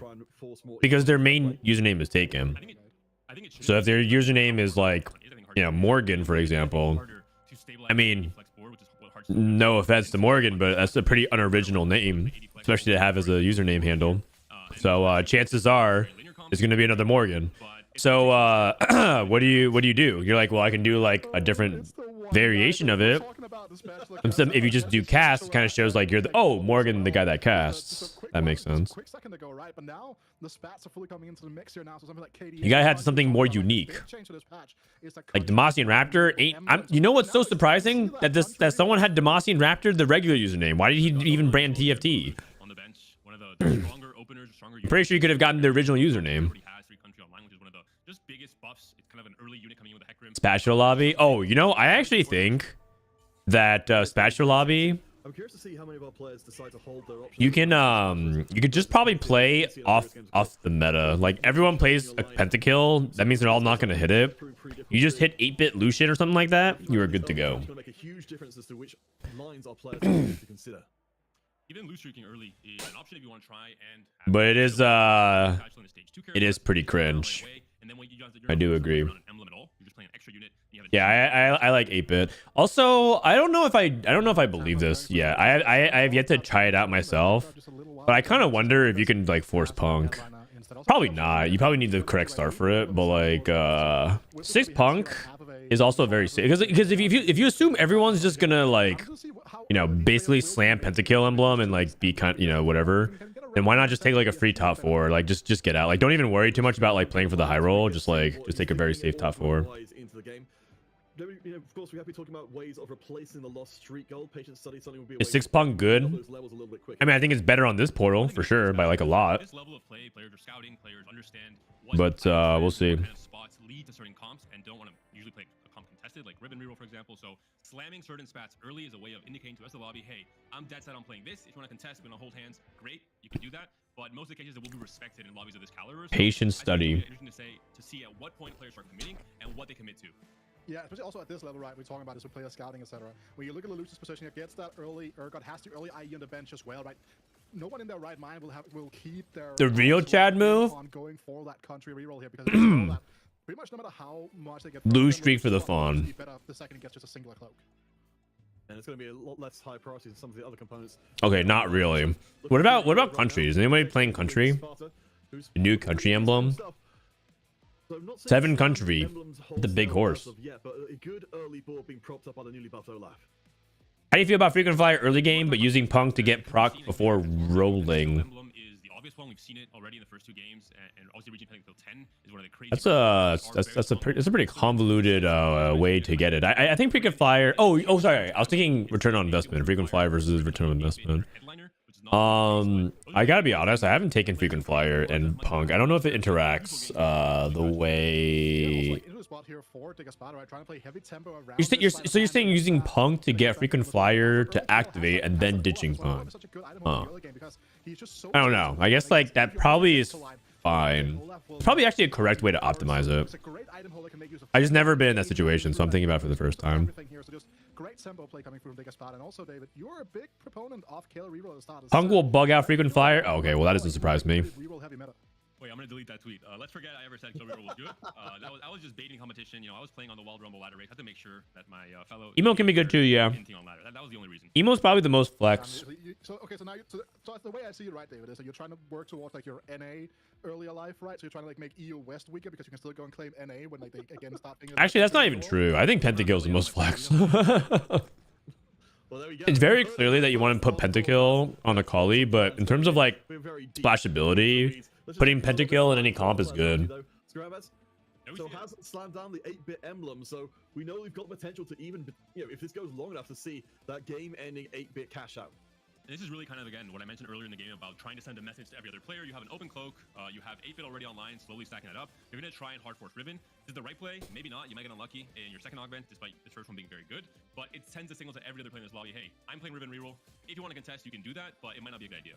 Yeah, Remember your roots. Like, it's also the open chain bash, so pretty much no matter what's going to be presented here on the first few carousels. What are you looking to play when you pick Remember Your Roots at 2-1? The components that you can kind of just start going for, get those items in there. Like A reroll comp, right? But which you one? could even hold off of making something like the Quicksilver in case you end up picking up something like the Indomitable Will, for example, right? So many options here and so many priorities. The free cost glove is such a huge. Seraphine.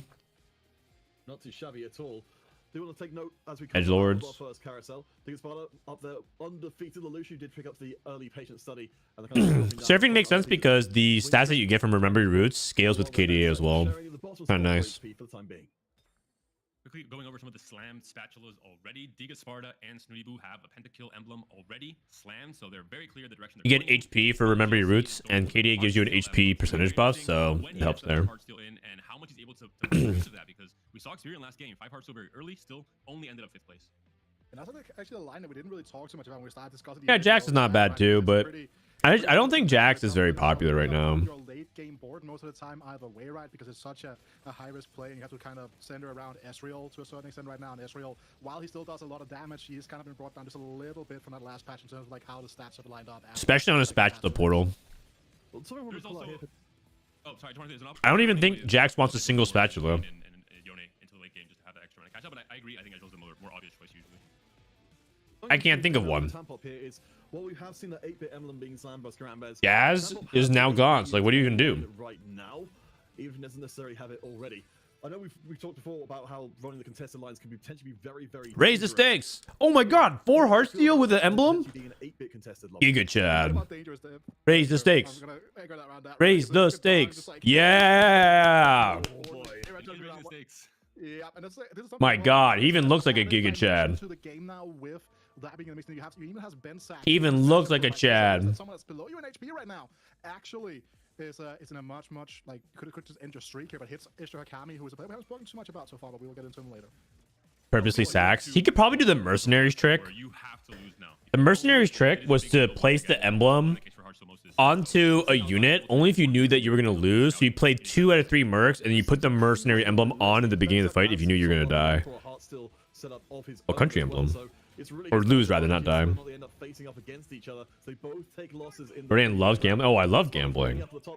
I don't gamble very often, but I love gambling. Very strong setup here from Snooty, perfectly navigating that Pentacle early game. Not with the, I think, more typical Olaf headliner instead. It is going to be the Lilia, but she has Pentacle Emblem. Overall, with Sunfire working really well, and the Kale holding on to Karthus. So I think as long as his win streak continues, as long as he stays with his high tempo, he's going to have a very smooth transition into that Karthus board later into stage 4. I wouldn't count unit kills if you do that. Oh. I mean, I haven't done it before, but I tried Jax today, and Emerald was okay, but kind of turned into a Lux boy at the end. All right. We're surely going to see at least some of these streaks being broken in the rounds to come. Pentakill. There's Snooty as well, so 3 Pentakill players, I think, right now. The hidden tech in mind. All 6 players. KDA Emblem. KDA Emblem doesn't sound very good to me. But probably better, like better than nothing. Keep yourself, give you some nice breakpoints, a little bit extra stats. Yeah, so much overlap on those lines, right? Because Yeah, buddy. That was so good, right? That's what I was saying, man. This is our local teriyaki place. It was great. I was fiending for some. The whole Seraphine being like the hidden tech. Like I was talking to some players yesterday about. Hey, buddy, we're playing. We're watching the EU main event. This is one of the big EU tournaments this set. Some people making the claim that it's even better than Fate, just because like you hit so much early, you can play so much more tempo, you're way less reliant. I mean, Vampirism is probably just the best generic one here. Unified resistance is always really awkward with KDA because of the patterns, but you can probably play around it. It's just hard to get value all the time. 5 country. Recon Bob. No. Everyone says this game was so memorable, and then I'm like, dude, I'm waiting for it. You guys are hyping this up too much. This is probably gonna be like not as hype as you guys are making it out to be. 2 people win streaking taking Tiny Titans. Yeah, he has a very decent combination of augment, right? Vampirism, despite a little bit of a nerf, is still such a Yeah, they have a slightly different qualification system, but in the end, it's still the same thing, same concept. Just ladder into tournaments. The Samira headliner with that country being the focus, and now with the new headliner rules, you can actually just like skip an execution as Samira and then always guarantee the country one. That will be the next Samira he sees. Yeah, he's in a really good spot. The item, we already got the Infinity. Country Nar. All right. Has officially committed into the 8-bit lines. We know they will be contested and it will be slowing each other down. This guy's raising the stakes. Wait. Because this loss streak is still in place. He has 2 golden Nikos. Double down cash out. If he goes up against Bensack now, it could all fall apart. What the heck? Because country emblem are going to be much more. Why not just? Wait, you don't use it. You don't use it here. 60 HP. You do want to put this on a unit that has been upgraded. 5 hard steel. Do anything, but the tech rim scales off of the star level of your country unit, so it will be relevant in this case.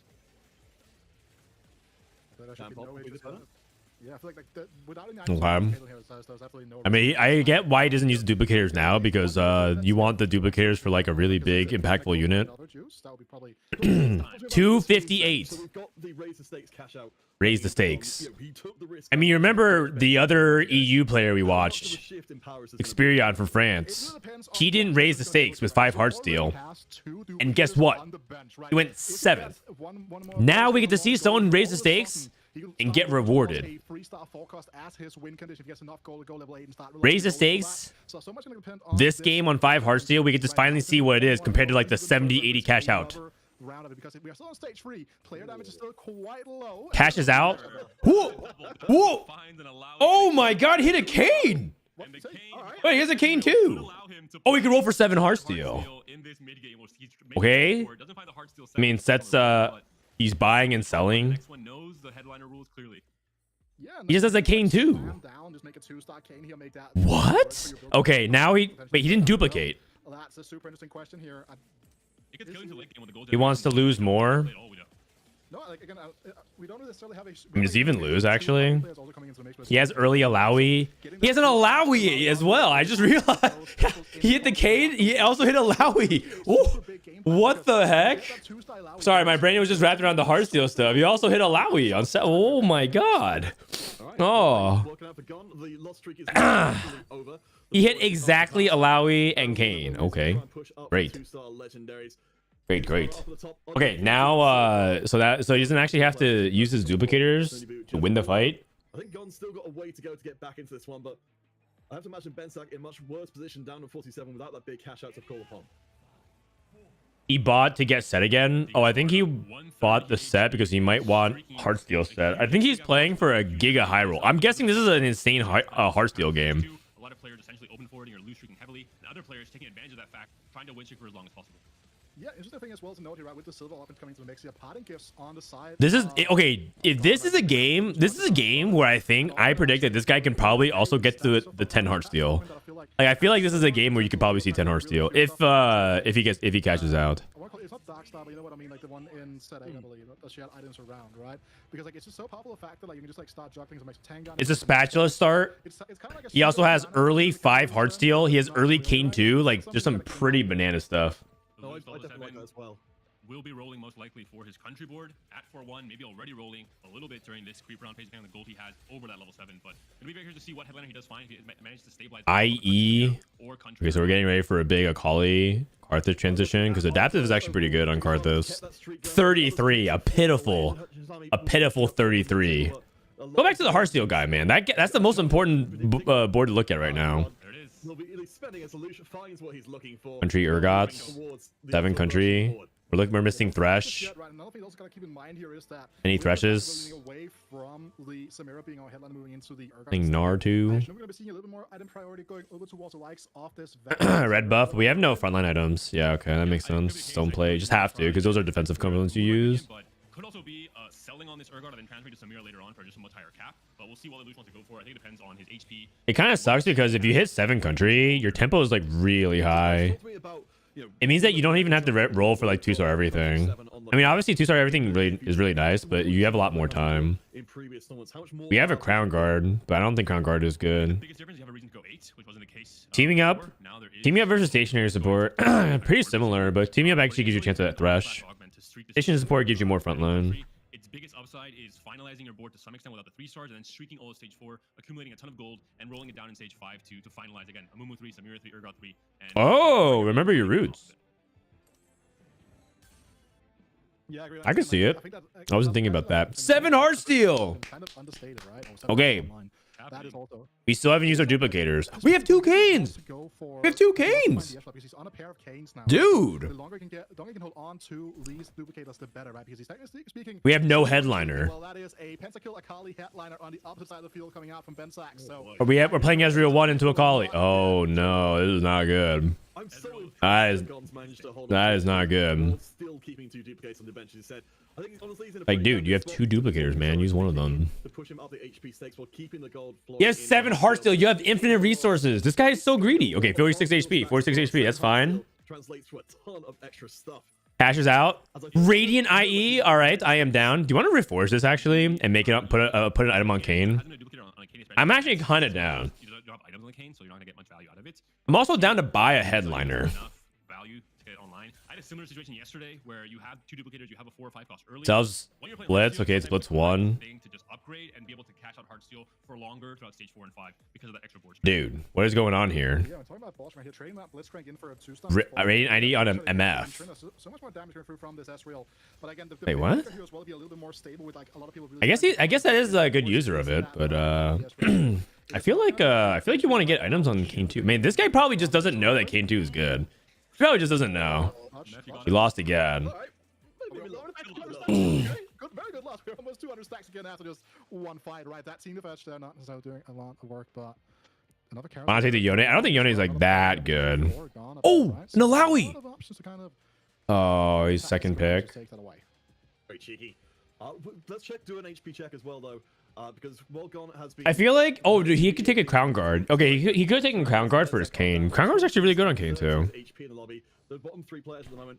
I'm surely we're headed for 41. Still a lot of HP. No, go back, man. This is the most interesting board for sure. Go back. I know. Wait, this guy has 2 8-bit emblems. Does not matter. The Riven is an edgelord in this case. You have What the heck? All right, well, this guy might. If he gets a Lucian successfully, he won the game. Very real chance of making top 4 Okay. winning this game.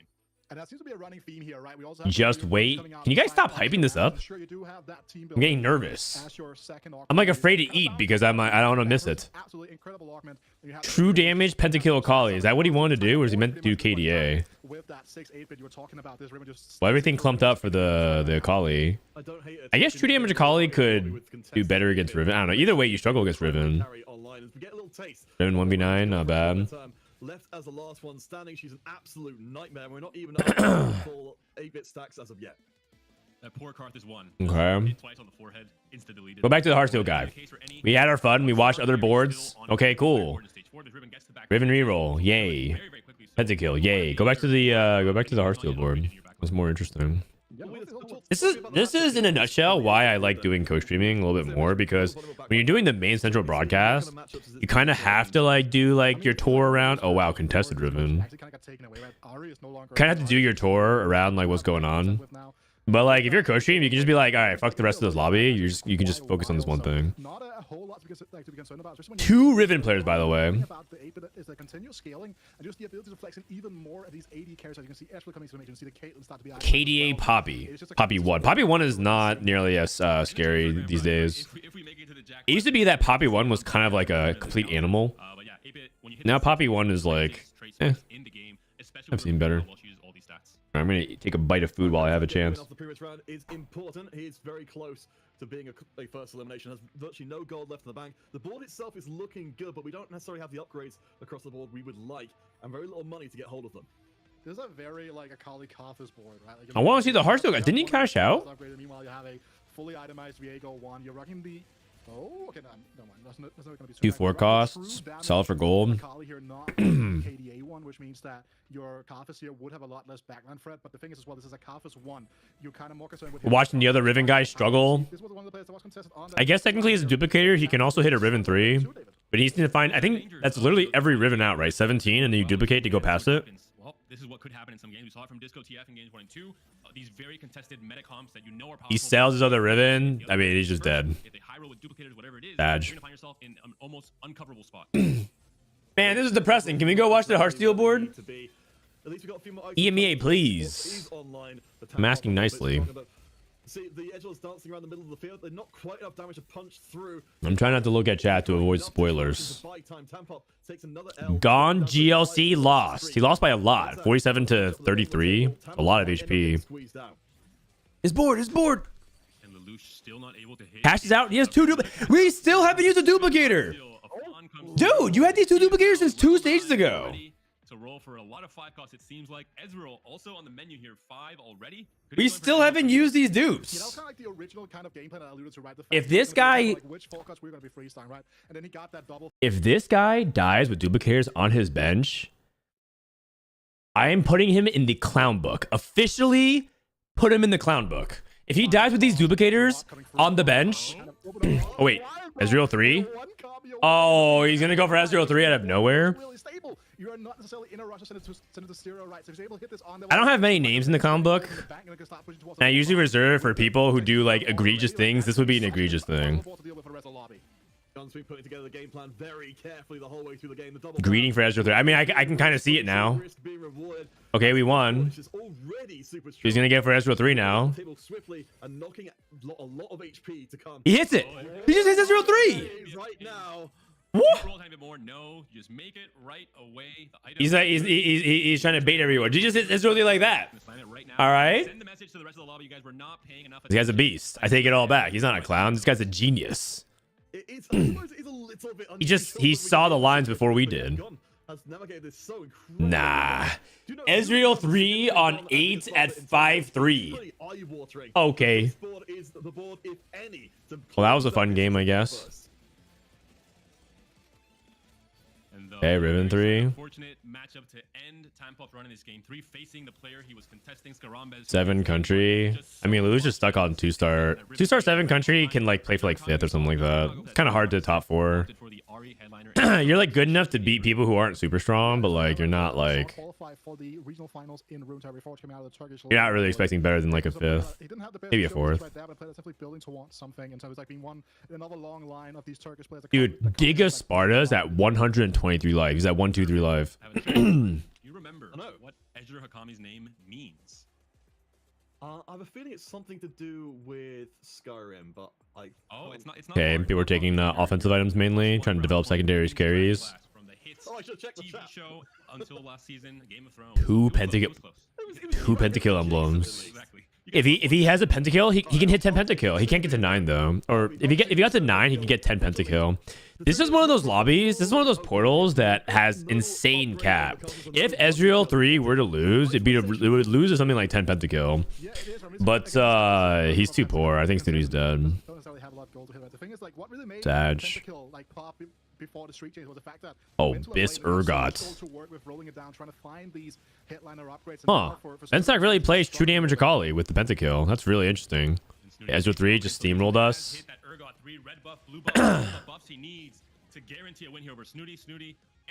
Okay, 2 players dead. KDA, Poppy 2. I don't even know if that's good. I can't tell, man. Sometimes I feel like Poppy, with all those stats, just really. I feel like Poppy used to be like one of those things that you put a bunch of emblems on, but now I feel like you don't really do that anymore. I'm not sure. He's probably good with pentakill. I'm not sure about anything else. I think that is absolutely ridiculous, right? Like he's pretty like he's 88. RE2. Like that's insane. Incredible job. Crown guard is only a single crown guard. I want to bring up here because in this lobby we saw the 2 8-bit players. Yeah, one of them fell off here. Everything in the Metascape's front line. I mean, yeah, that actually sounds right. Alright, Ezreal 3. Like always, I think there is always gonna be one player we saw. One shots our entire board. Seems good to me. And we're dead. Hey, Lelouch top 4. That's pretty good. That's really good, all things considering. This board was not very strong. Either he probably high rolled matchmaking to a certain degree because like he kind of lacks DPS, but maybe 7 countries that good to kind of get you a nice 4th. I mean 4th is best case scenario here, I think. Finding his way into top 4 here with that country line, not necessarily the ideal country build. I think it's safe to say, David. Especially not with a Okay, I got another bite. that is not in the guide that I read on Reddit a few days ago. I'm not gonna lie, guys. This seems kind of tame. Between the lines, Oh, duplicate. that's what they were trying to tell you. Well, I mean, if there was the KDA pattern on the board at the very least, I would feel a little bit better. But there's just A guy got 2 dupes and hits Ezreal 3. Not with 7 country. TG good but not great. We're looking for last time item. We don't really find it. Unfortunately, mana and attack speed not the best. Ramble. Nobody's got to get up to 3-star either. At least the Blurable Vest is a little bit more frontline to. Can't really do anything with Lucian, so we just have to make this. Quite hitting the way she wants, but into the top 4. Okay, why have we watched an entire stage and we looked at the Heartsteel guy was? Isn't he still playing 7 Heartsteel? Or did he tech out? Okay, Pentakill, Kali. I mean, I did see that other people were holding other 2-star 4 costs. Like, there was another person holding RE2. This looks like a Karthus 2 on the other bench. Yeah, that guy has 95 HP and 1 million gold. Wait, this is a third. This is a good third for Lelouch if he's able to scam a third here. We are. We're still playing 7 Heartsteel. Okay, starting to tech out of it. Absolutely nuts. We're up to 11. Wait, don't pivot out, man. I was reading the board, please. Let's stay with it. 6 8-bit. You know, it's actually really clutch that you got 2 emblems because you got Edgelord Ribbon as well. That's so crazy. Well, that's what we're going for now. We can see it on the right-hand side. I don't know if there's enough. Yeah, wait. This horse is perfectly positioned. I mean, this is a good top 4. Like, all things considering, he was never gonna actually get top 3. Good try. Aaron 2. I don't think we can pull out 90,000 damage in 2 fights, David. I think that's a little bit too much to ask for. I believe that's the case, but I'm not going to jinx it. So this guy goes 3rd. The other guy who's at 74 HP goes 2nd. Ezra 3 goes 1st, unless someone else does something crazy. Because it's going to be a little bit easier to find that spatula and not rely fully on just finding the 8-bit ribbon. That's what makes the portal so interesting. That okay, staring at this board. Riven gets to the back line. If Riven gets onto the Karthus, the fight's usually over. Wait, there's 2 Karthus 2s.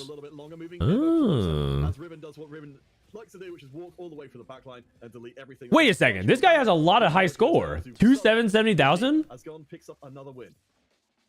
Another 8-bit emblem? Hold on a second. Wait.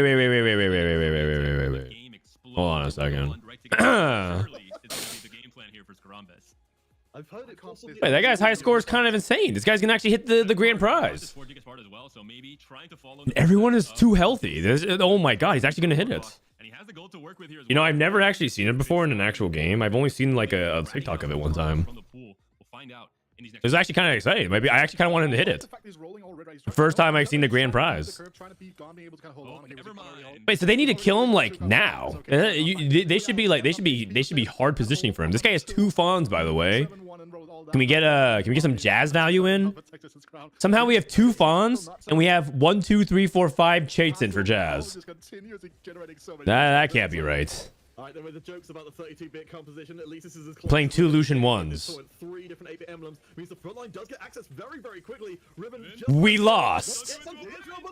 Oh, wait. No, what? 300. Oh, that was your chance, man. That was your chance. Obviously it's good, right? Ash out. Another fun. Okay. Can we get Jazz Emblem on our board, please? Like, surely we can do something. Surely we can do something here. A Pentakill. Yeah, Pentakill is good. How do we have 12 units on our board and only 5 synergies active? I don't get it. How did this happen? Oh my god. Surely we could be playing a better Jazz board. And that was a Jazz diff. Okay, we like do 1 million damage to this guy. Oh, go to the other board. Go to the other board. Go to the 8-bit board. Go to the 8-bit board. Wait, and he's gonna deal damage to the dragon. He has it. The grand prize. Okay, please, observer. Please go to Skarambes. No, not this guy. This guy is going 3rd this game. Thank you. Oh. 334,000. That's been the case with similar versions. That's true, actually, yeah. Okay. All right, so I mean, as long as he doesn't die here. As long as he doesn't die. We're one round away. He just needs to not die. And he's going up against the pentakill board. Okay, just position. Forget it. Pop your item. Some anti-heal maybe. No anti-heal. Doesn't matter. Something like Edge of Night. Zed. Switches at the last second. Oh, we're on the right side. Riven flips on the tentacle. Oh my god, the Edge of Night dropped the aggro. He cashed it. Okay, we get to see it.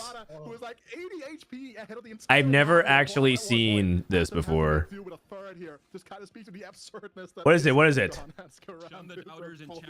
A Tactician's Crown. Another Tactician's Crown. And just keeps printing gold? A duplicator? Wait, is it just going to keep printing infinite? Another? What? What? Only thing in the entire world that could beat what Ghana's got. Huh? Which is unlimited units, unlimited money, unlimited duplicators. If anything, Unlimited money, unlimited duplicators. It just keeps far. It's storing gold in the corner. What the heck? Oh wait. Oh no! The Ezreal! Oh my god! Wait, are we still stuck on 5 trades? That was your last chance. You lost the game. You lost the game. We're still playing Lucian 1. He waited to roll down?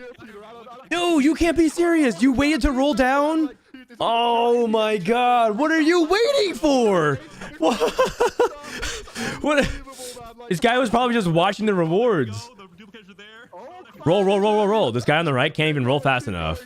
Just keep sending it. Oh no, the fight has started. He does not have enough practice on the 8-bit. Oh my god, he literally has like infinite gold. This is why we have this community making Ezreal 3. moments like this as a player who say, you know what, Oh my god, he died by exactly what this was. You just needed to roll his gold. Oh. That was insane. All you needed was every single last bonus and money. What is this guy doing? He had to have been watching. He had to have been watching the cash out. Like why is he not rolling his gold? He had to been watching. Yes, we do, Connor. Who was like 80 HP ahead of the entire lobby at one point has to make do with a third here. Is he watching, or he's not even watching? He's just AFK on his own board. Who did not believe that cash out would arrive? We knew it from the very beginning. He's just sitting here, not rolling, not scouting. Wait, now he's scouting. And now he's just watching. He's just watching. Dude, roll your gold. Stop. What are you doing? He's just watching. He just... I can't. He actually just sits there and watches. He has 40 gold. Oh my god. Oh man. You know what? I don't even blame him for being distracted, but come on now. It's a big win here against Gun, who's now dropped down to what could be just one life. We are in stage 7 after all.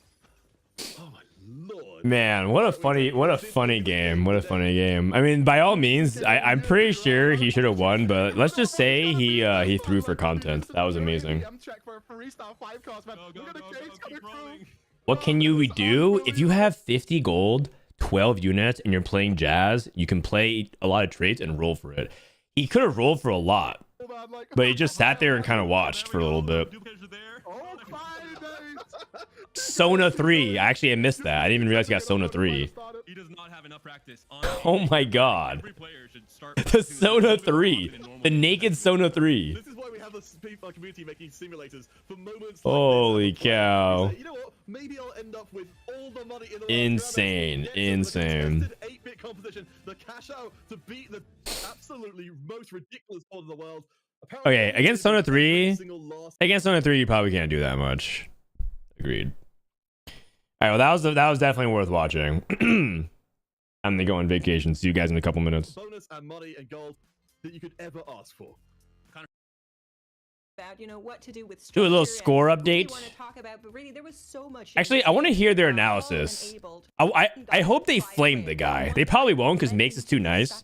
And I think Morgan's nice, but I want to hear them flame him. Chaos all aboard the Convergence, Morgan.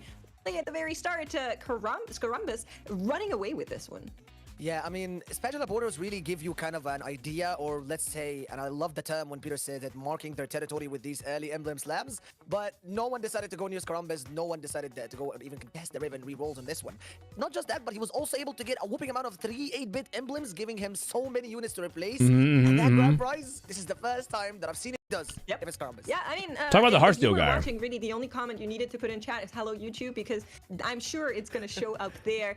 At the losing end of this contest, of the early flagging down your direction, of course, Tanpop here also on that 8-bit line, just not finding anything. It all went to Scarambas. We had Tiga Sparta pressuring down onto the entire lobby from the very get-go, 130 HP and straight for what felt like eternities. So really, the tempo in this lobby was ramping.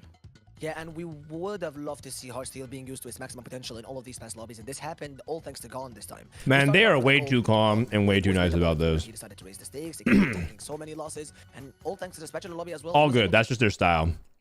Hi. Who am I? All right. Is this TFT anymore? At the top 64, they are I love that they're talking about it. Like, yeah, that all makes sense. That game, this is how this all. If I see that game, I'm like, this game makes no sense, man. here after 3 games at Morgan. This also Oh, White was Jungler. halftime. Is this placements or Wherever points? You are now, you still have the power to turn it around for better or for worse, but it is going to be extremely hard for those players that are at the lower end. Anybody that Are people forcing Riven from any spot? will need to step it up just a little bit more to make that cut. Generally speaking, it's not like any spot, but you can. There's a lot of ways you can get into Riven. Flag rising above in all these standings. So many Turkish players have been performing really well in these final lobbies. And hey, look at it, makes you take a I'm look at guessing this it's one. points because they're starting to. I guess it would be very Yeah, because Germany's I guess it's performing points. really well so far. And hey, if you just jumped into the stream, we still are only done with half the day through. We still have Hey, look, chap. Yeah, Raptors here. 30th.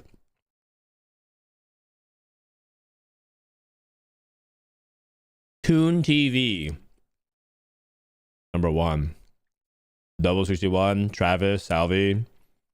Ooh, our buddy Elia. Coco. Scarambes. What flag is this? I don't recognize it. France, Poland, France.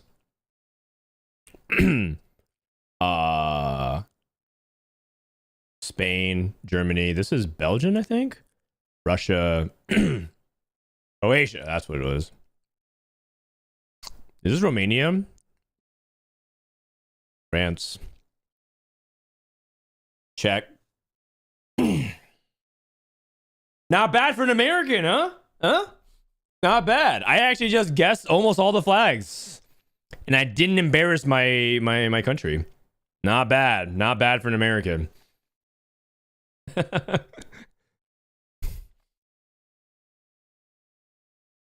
I mean, I lived in Europe. That's a big difference between me and a lot of other Americans. I actually did this thing called travel outside the United States.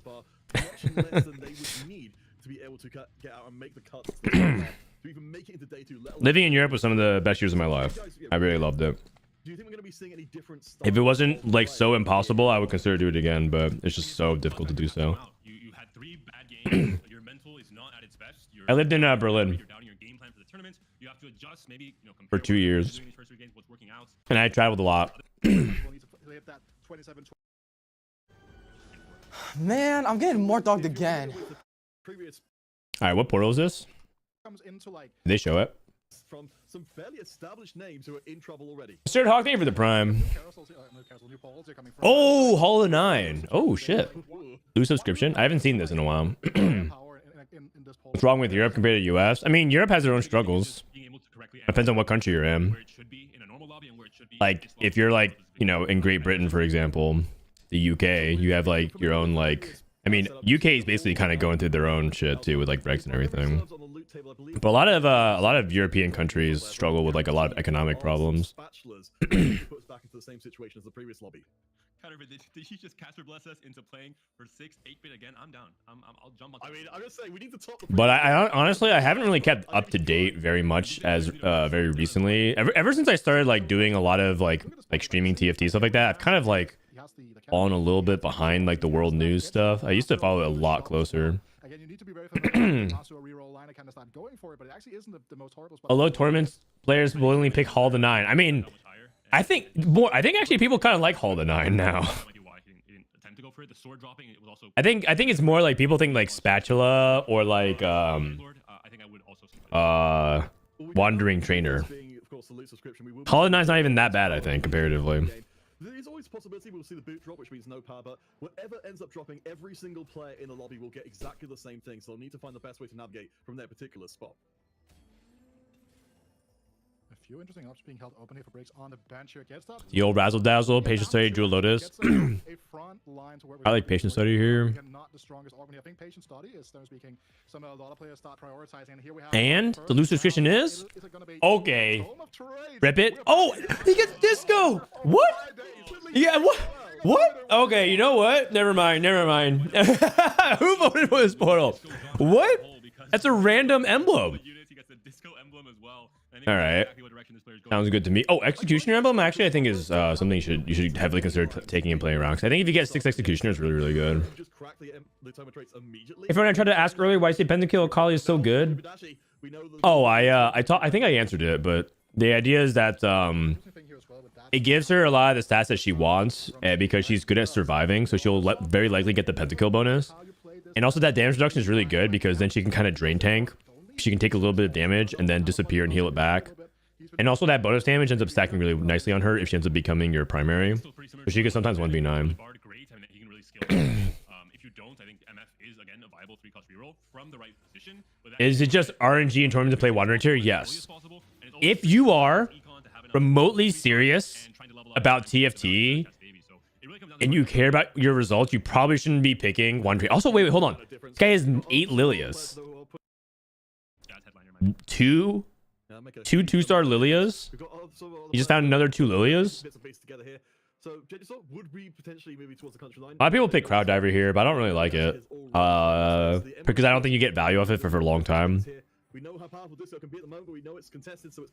I see about people do this, but like, I don't know. I guess like part of it is like, it feels like you have to kind of play into the Crowd Diver and rolling for a specific unit. I don't know. I guess maybe you probably can just play Yone from here. It's not that big of a deal. I just know a lot of people do that. I personally don't want to do that. But I guess the other options weren't great. We had Mosher, like Big Shot wasn't very good either. I guess so. I don't know. Hey, worst case scenario, you probably just play like Zed or Crowd Diver or something like that. Mosher Viego, is that a thing? I have a really bad idea for TFT. 5-cost Shaco's ability is reverse of Jin's, where he places boxes on the enemy bench, and if no bench space are available, he does more damage. What the heck?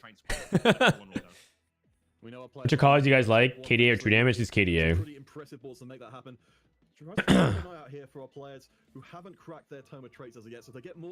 Do you care which Mosher you have headliner? Or does it not matter? You can play like Jax, or you could play like Gnar, or you could play Forgot. Are you rerolling? Are you tempoing to Yorick? That's what makes it kind of interesting. We'll see if that's the case, waiting to pop the tome to either have a better tailor if he doesn't want to have a full random option, or just to continue waiting to see everyone else pop their tome first, kind of flex or pop the direction. I like the idea. Gun May. Trying to build any sort of like win streak, loss streak. Like he's not even picked up a headliner right now either, right? So he's just playing a very patient game, as you're pointing out here. Quite like that patience coming through from Gun May. All right, check in on the HP totals. Uzi lets us down on the doldrums, whereas Bricks and Petit can manage to keep their win. Viego just doesn't die. I got a random tome at the big Mosher. Okay, that sounds interesting. Mosher gives him a bunch of attack speed and Omnivamp, and then he has damage reduction and a bunch of attacks from Pentakill. I mean, yeah, probably he just sustains himself, probably. Just sustains himself a lot. Bricks.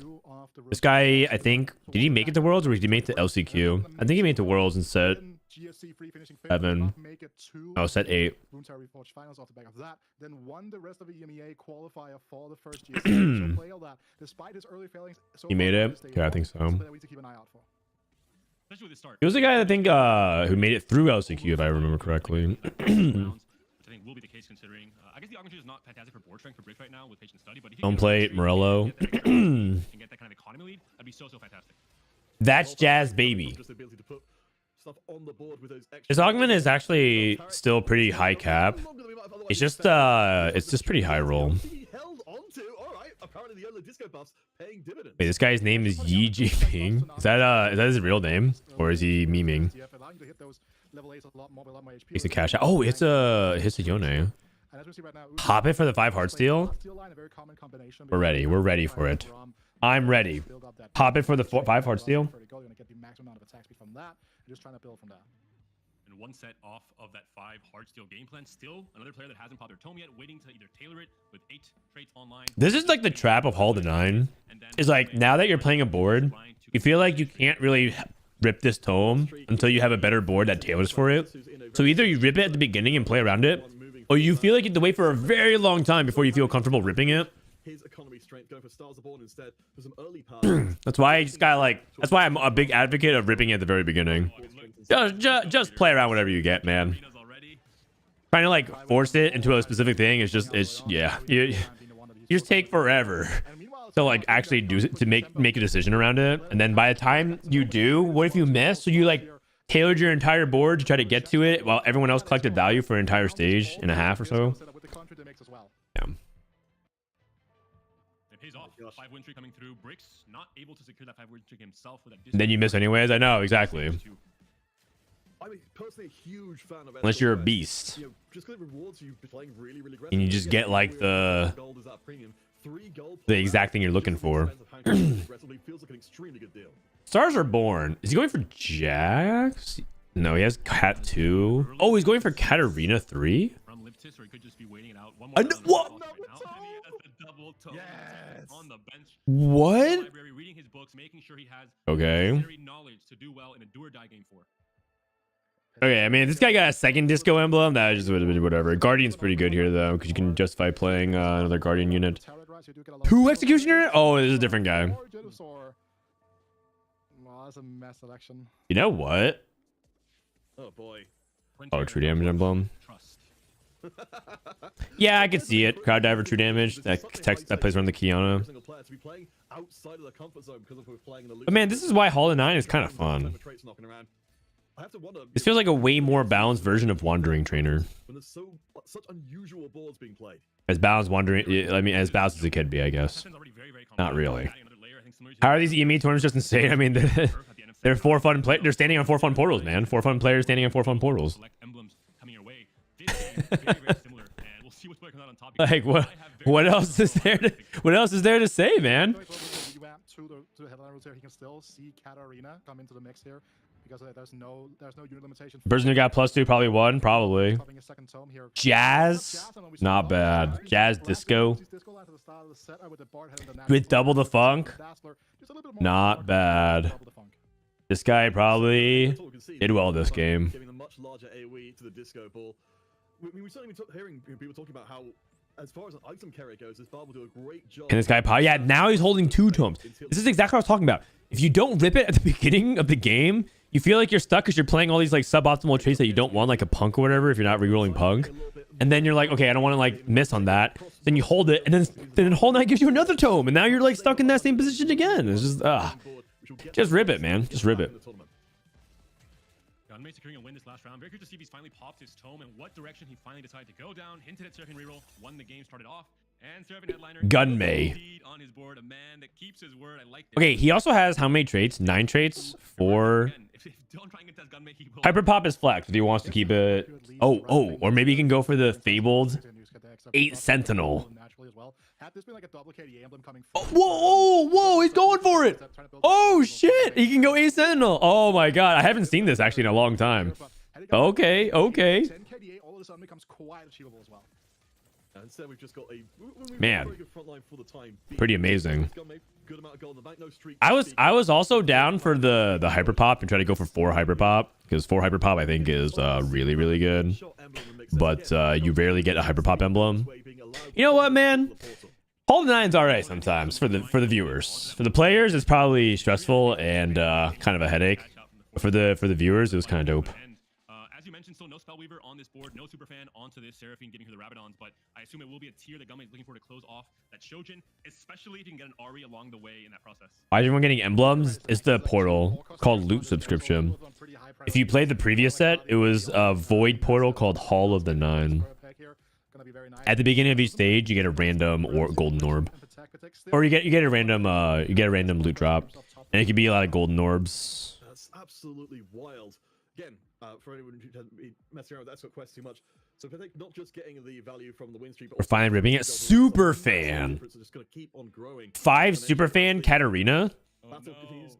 Patek though can't find the headline. Wait, he can't. He doesn't have chosen super fan. He's also rolling for Cat 3. It's right to the left. Oh my mistake. He's looking for that Does this guy remember that Cat 3 kind of sucks? Oh my god, Flip, thank you for the baby points. Yeah, I'm pretty sure Cat is like the worst reroll comp of the game. He also picked Country Cats. Okay. This guy is going dead last. Like, you know what? I don't even feel bad about my reroll scores today because I tried to play reroll today all day. Try to learn all the stuff, and I went dead. I averaged like a 6.0, but at least it wasn't this bad. This guy is, yeah, he's going 9th. What is happening? Oh man. Give me a cooldown the baby points. Yeah. Relax on the baby points, guys. Relax on the baby points. Appreciate it. Do you guys believe that this could be a turnaround for Lipsis, or is it still too slow of a find on the Katarina 3? If he was the player that had gotten that Crowd Diver emblem, I would be more of a believer, but with the 2 emblems he got, I'm not sure how much extra synergy you're going to have with the Katarina outside of the other Crowd Diver / Ezreal unit getting benefits. And again, it's the gold that I'm worried about, the complete lack of econ. I mean, he's winning fights now, but he has Country Katarina. Doesn't even have the Crowd Diver.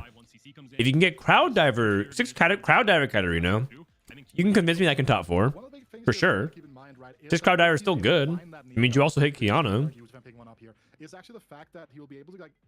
But Country? Come on now. So the Katarina, yes, there'll be a lot of CC in the mix, but you'll also have healing from Superfan as well as the healing coming through from the Hands of Justice, as well as the fact you'll get that KDA APAD boost as well, so he gets a little bit more power to the punch. You have to think about like what the Country actually gives you, which is a tanky unit and 10% attack speed, or is it 15%? Big cluster of players, around 40 and 50 from 4th place down. Whoa! Oh, I thought it was another tome. That was another tome. There's like a little glimmery thing. Okay, just an Ornament bill. All right. Sonya's.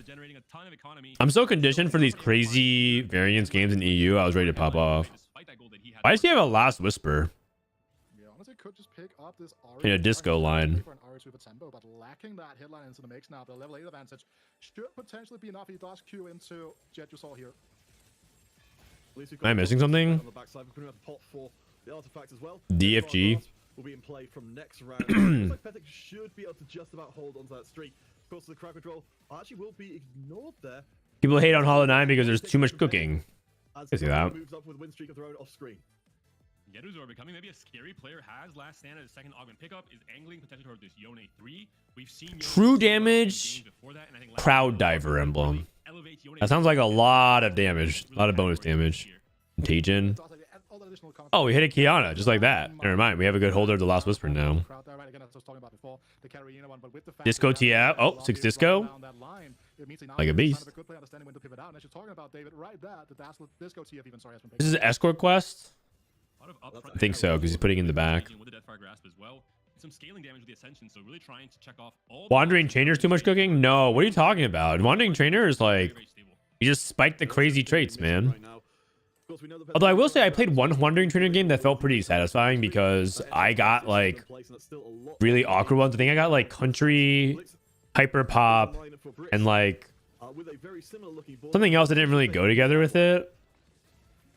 And I played like a Country early game into like a Lulu reroll and pivoted out of the Country stuff. And I somehow like got top 4 over everyone else who got like crazy ass shit. And I felt pretty good about that.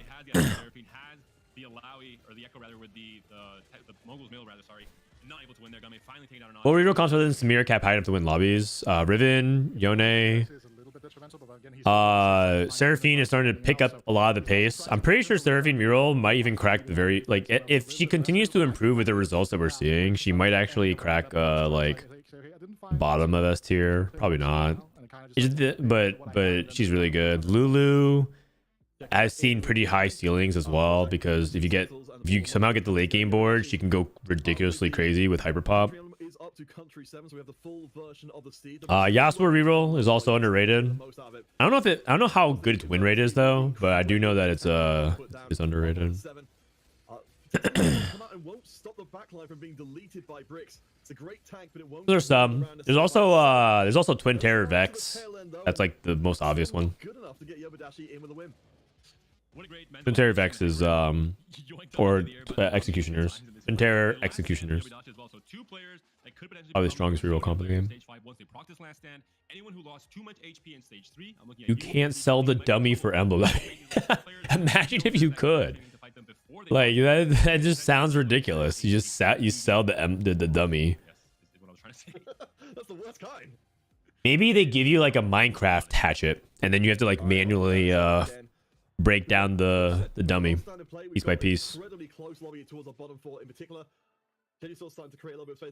Instead of you have my sword, you have my bow, you have my axe.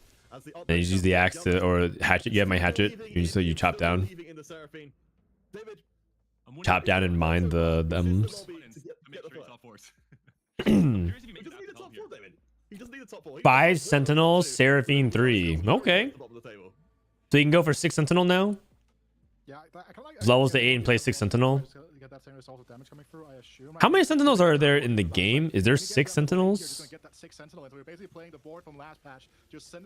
Alright, there's Conte, Aaron, Mord, Echo, Blitz. I think I'm missing one. Oh, Lilia. 6? Yeah, that makes sense. What do you think of 8-bit this patch? I'm pretty sure 8-bit's one of the strongest traits in the game. If you can get 6 8-bit. Not too much bad news just yet for Gunman. I think he's still waiting for that level 8 spike after this next PvE round, and they're going to try and spike and stabilize into that. Ideally, IE. What do you put that on? Viego probably? Tentacle Executioners. What is the worst in slot Wandering Trainer Tome of all time? Oh, I don't know. It's very patch specific because it depends on what traits are good and bad. I don't know if there's anything that's immediately like bad synergy.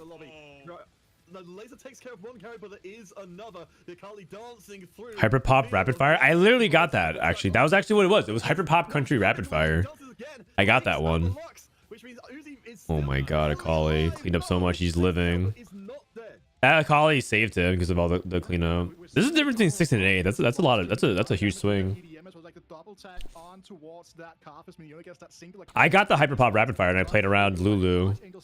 It actually caps late game really hard because if you get Hyper Pop, that means you can play around Ziggs as Dazzler and you can tech in Lucian. And then all of a sudden you have 3 Hyper Pop, Rapid Fire Lucian, a bunch of attack speed and a bunch of mana. So like late game, there's like a way you can justify that.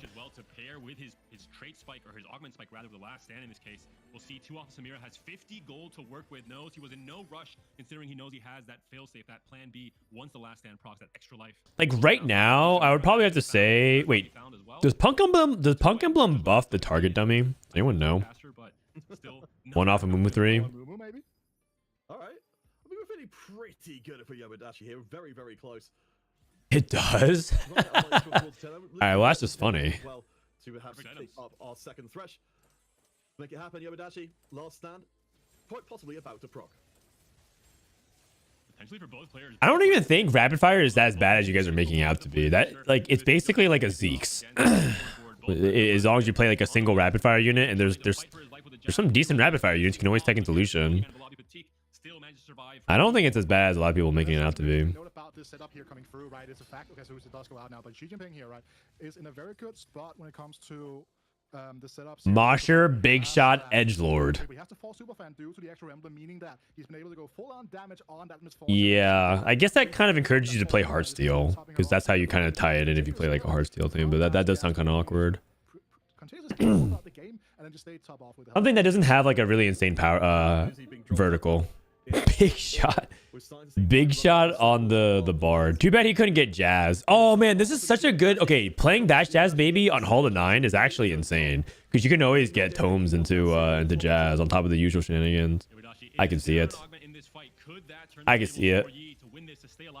Also, this guy's name is Xi Jinping, but this guy does not look like this guy does not look Chinese in the slightest. He looks very German. And even also has the vampirism as well, right? There's so much HP on these units.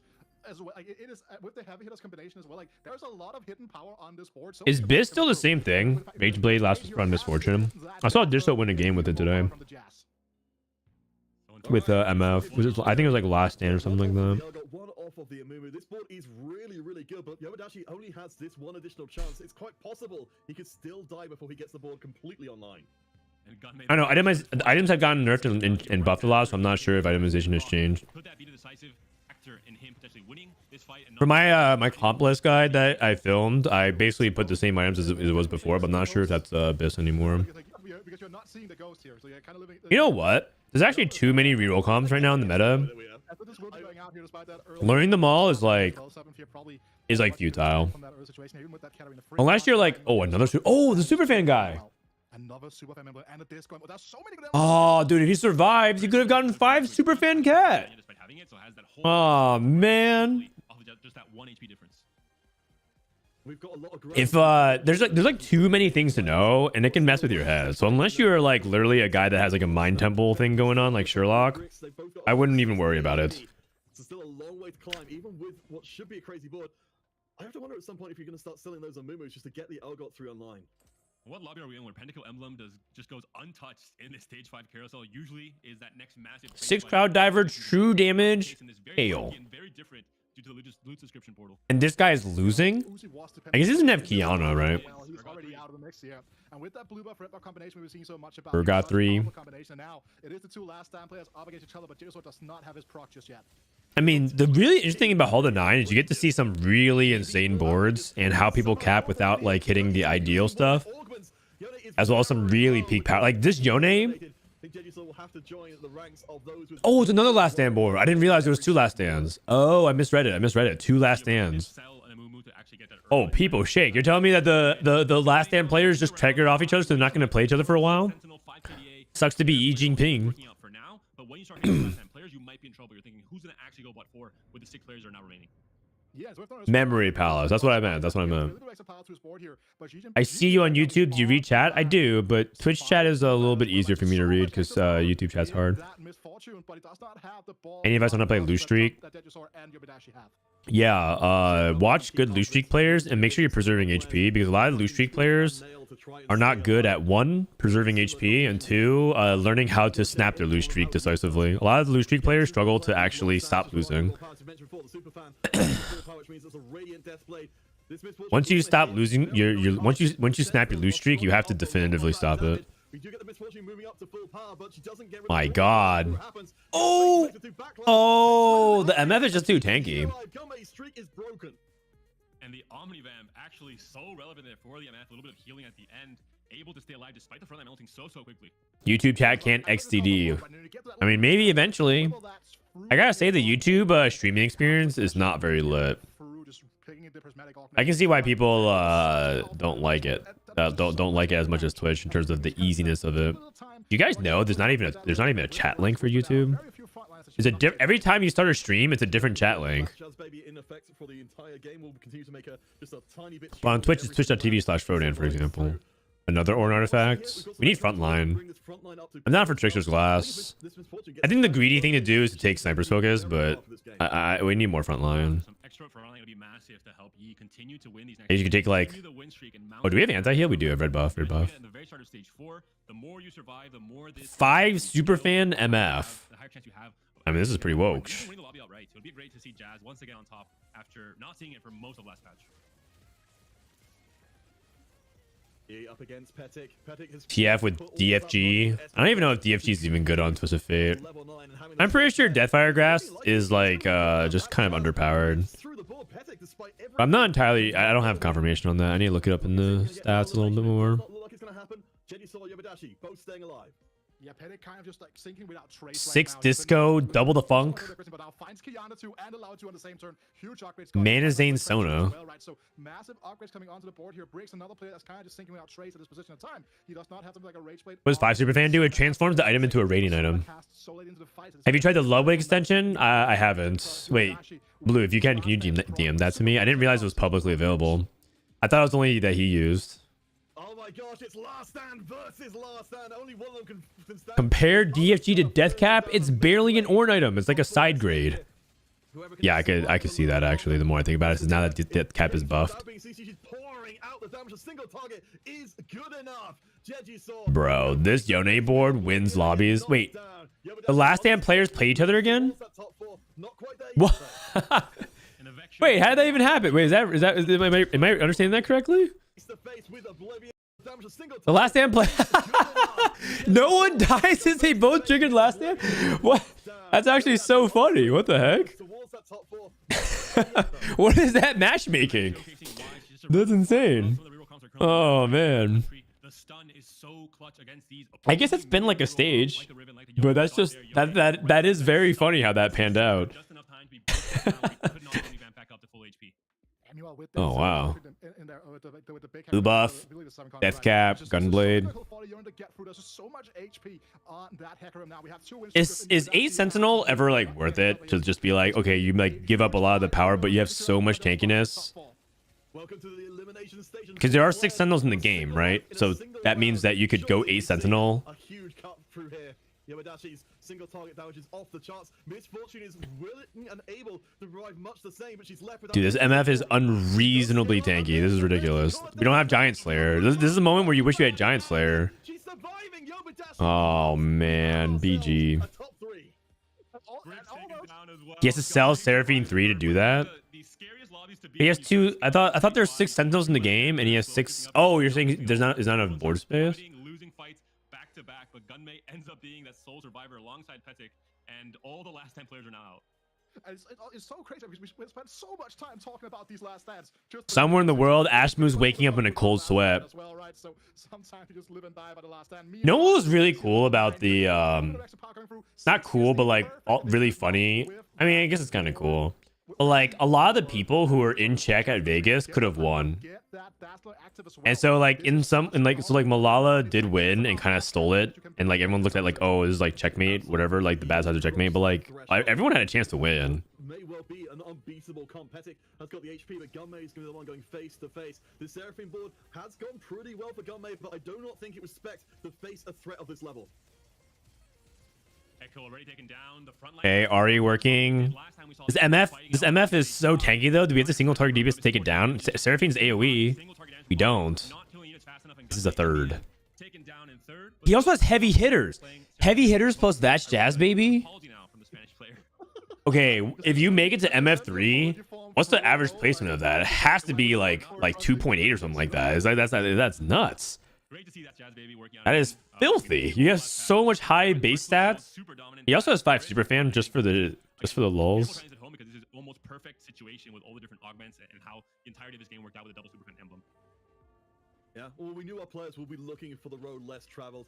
We'll see if it's good enough. Petic has still got enough left in the bank to survive. Win this fight, go to stage 7, get another tome. Fuck it, 6 superfan. Turn all your items into radiance. Why not? Mort, you know what to do. 6 superfan. So much earlier to the game in stage 4. If he's able to make it far, he's going to have a more and more dominant lead, and we're seeing it perfectly reflected with his win streak. 10 win streak now for Yi. Has he had 10 units? Trickster's Glass. Here with the fact that you have so much HP coming through from the vampirism, as you're talking about here, even with the TF at the same side as the MF, there's no red buff, for example, in the TF, right? The DFG has to do okay, Sona 2. I don't know if this, like, especially with something like DFG, I don't think you have enough DPS. He needs to get like 3 items Sona. I can't even think of a scenario of a Hall of the 9. Into a greater sense of prominence. Manazane, not too shabby. Defiance. I don't think that's good enough. I don't think that's good enough. Okay, was it actually... Wait, he could have actually done something else differently, couldn't he? Let me see. Let me look at his items. He had an item remover.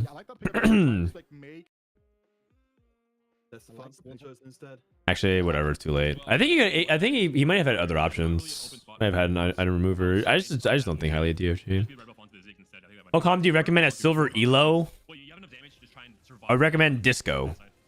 1, really powerful comp in the game. 2, really simple to learn and in terms of what you have to do at its core level for execution. 3, the music is banging.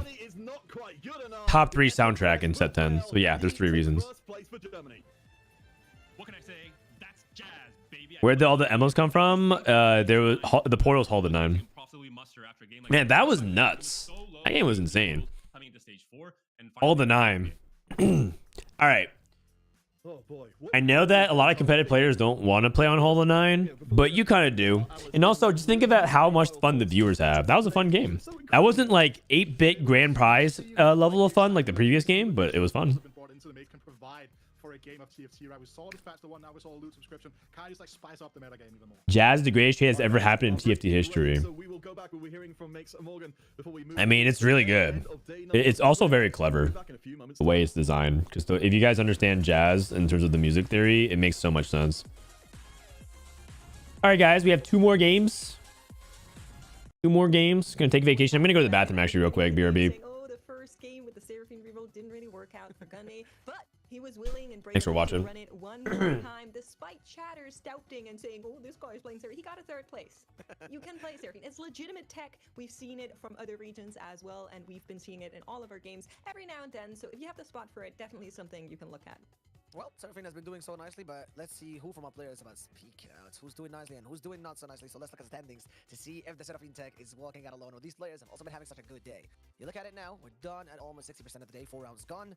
And I'm not so happy with Mena. Talil currently at the last spot, 64, with only 18 points.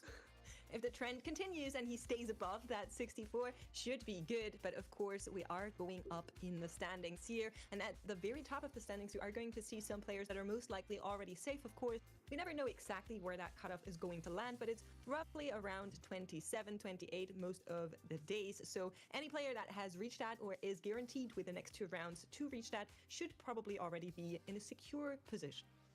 Yeah, you only have to do half the effort. You don't have to beat the entire list full of all the 128. But you know who I'm worried about? You know whose name I All right. see on that list? I didn't see Egyptian Summoner. I didn't see Scientistic. I didn't see Mujiwara. Oh, I see Volta. Egypt is not doing so good either. But look at that page. That French I mean, I'm seeing Kubixon. I don't know if you're seeing. Wow, second, first, second. That's pretty good. This is a reigning Golden Spatula Cup winner. As farming. If he can continue this form, he might just do it again. Yeah.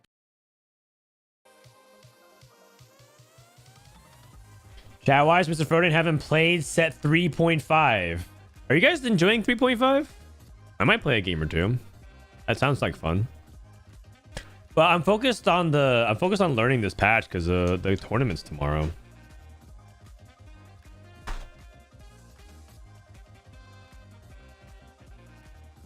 I'm trying to learn so I can provide insightful commentary and learn the patch.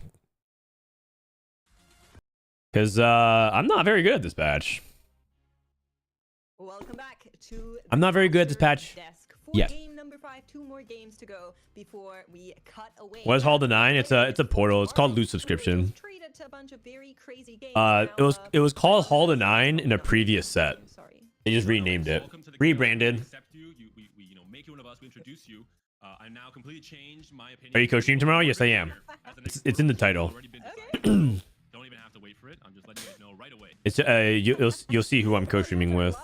And there's a bunch of names in there that, of course, we're very familiar. I want mercenaries back. Yeah. Do you like this patch better than the last? So far, I like that blue streak is not as mandatory. In some situations.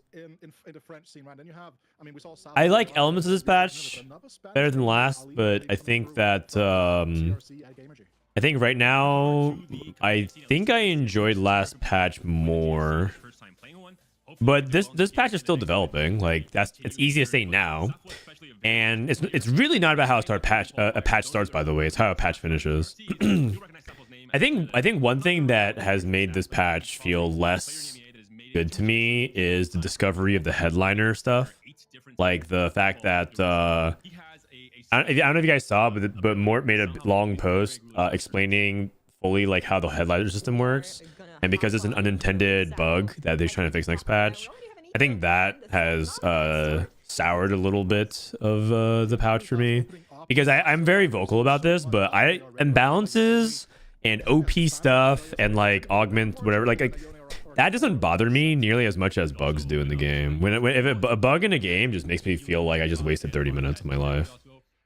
Like today, I played extended play, and I didn't get 3 components. I 3-starred 3 of the punks I 3-starred. I didn't get components. That makes me so much more mad than like imbalances in the game. It's hard to balance. It's like, it's understandable. Some things are, and there's always gonna be something that's good. There's always gonna be something that's weak.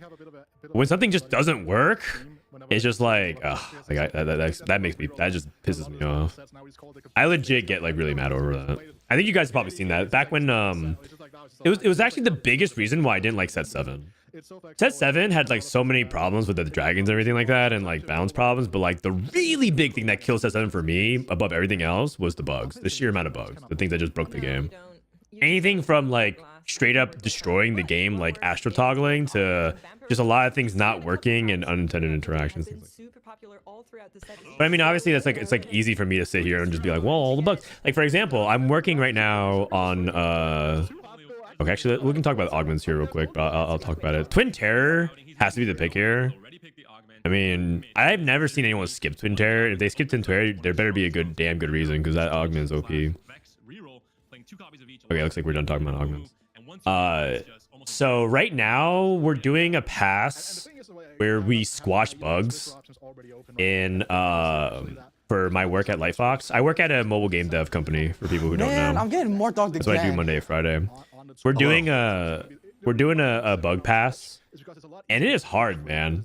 Like, I think the devs that we work that are on our team are very talented, but it's not easy to clean up bugs, especially in a game that's as interconnected as TFT is. It's not like Riot's like, oh well, there's like these bugs, that's probably okay. It's like they probably want to fix it too.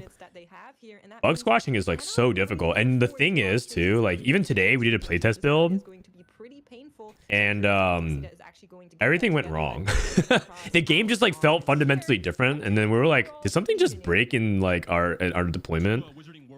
And like no one could figure it out, but everything just felt weird. And sometimes that just happens where like you just do like one type of thing, and like everything, all of a sudden everything just falls apart, and you just never know. So like the one thing I will say is that as much as it's frustrating losing the bugs, or not losing, but like having a bug in the game, like I have a lot of sympathy for it, because like it's not easy to fix, and like sometimes you just like, you don't know what you don't know. Like how do we know what the bug is being caused by, or where it even is?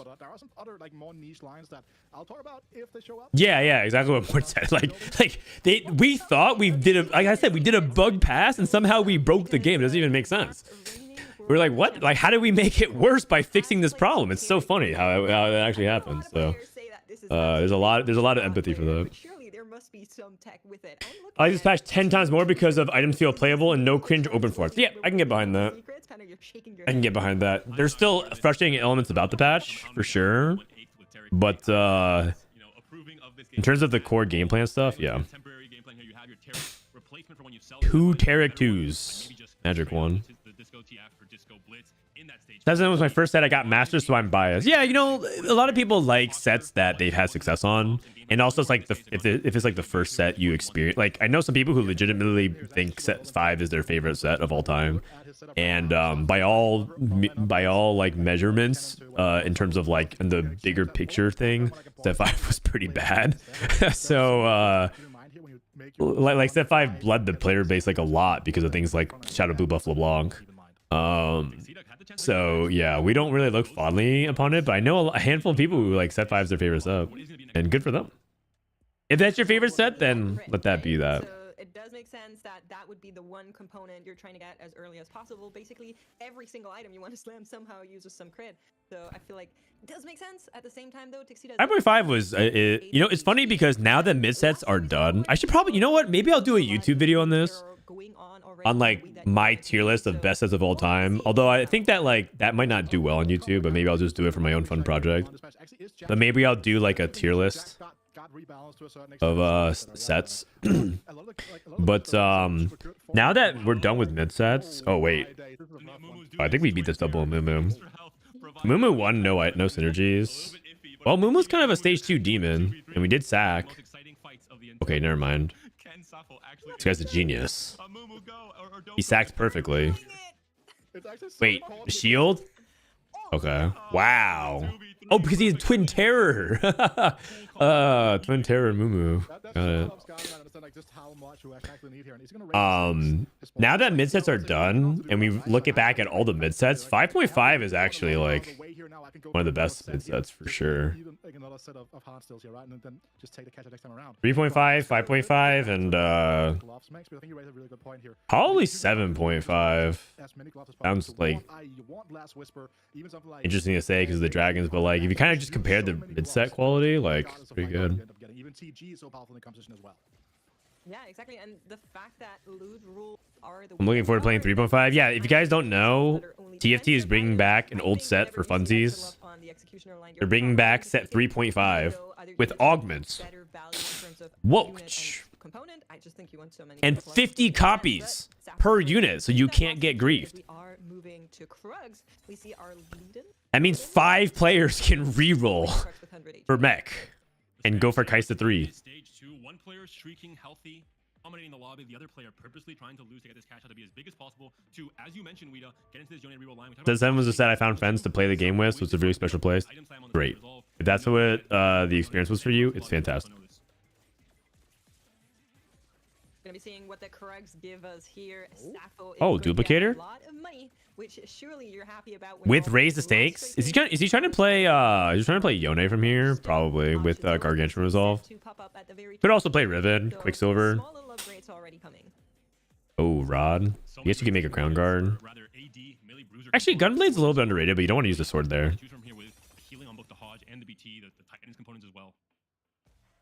I don't mind like if you have extra rods, putting it on like if you're playing Riven, for example, putting Gunblade on Kate, pretty good.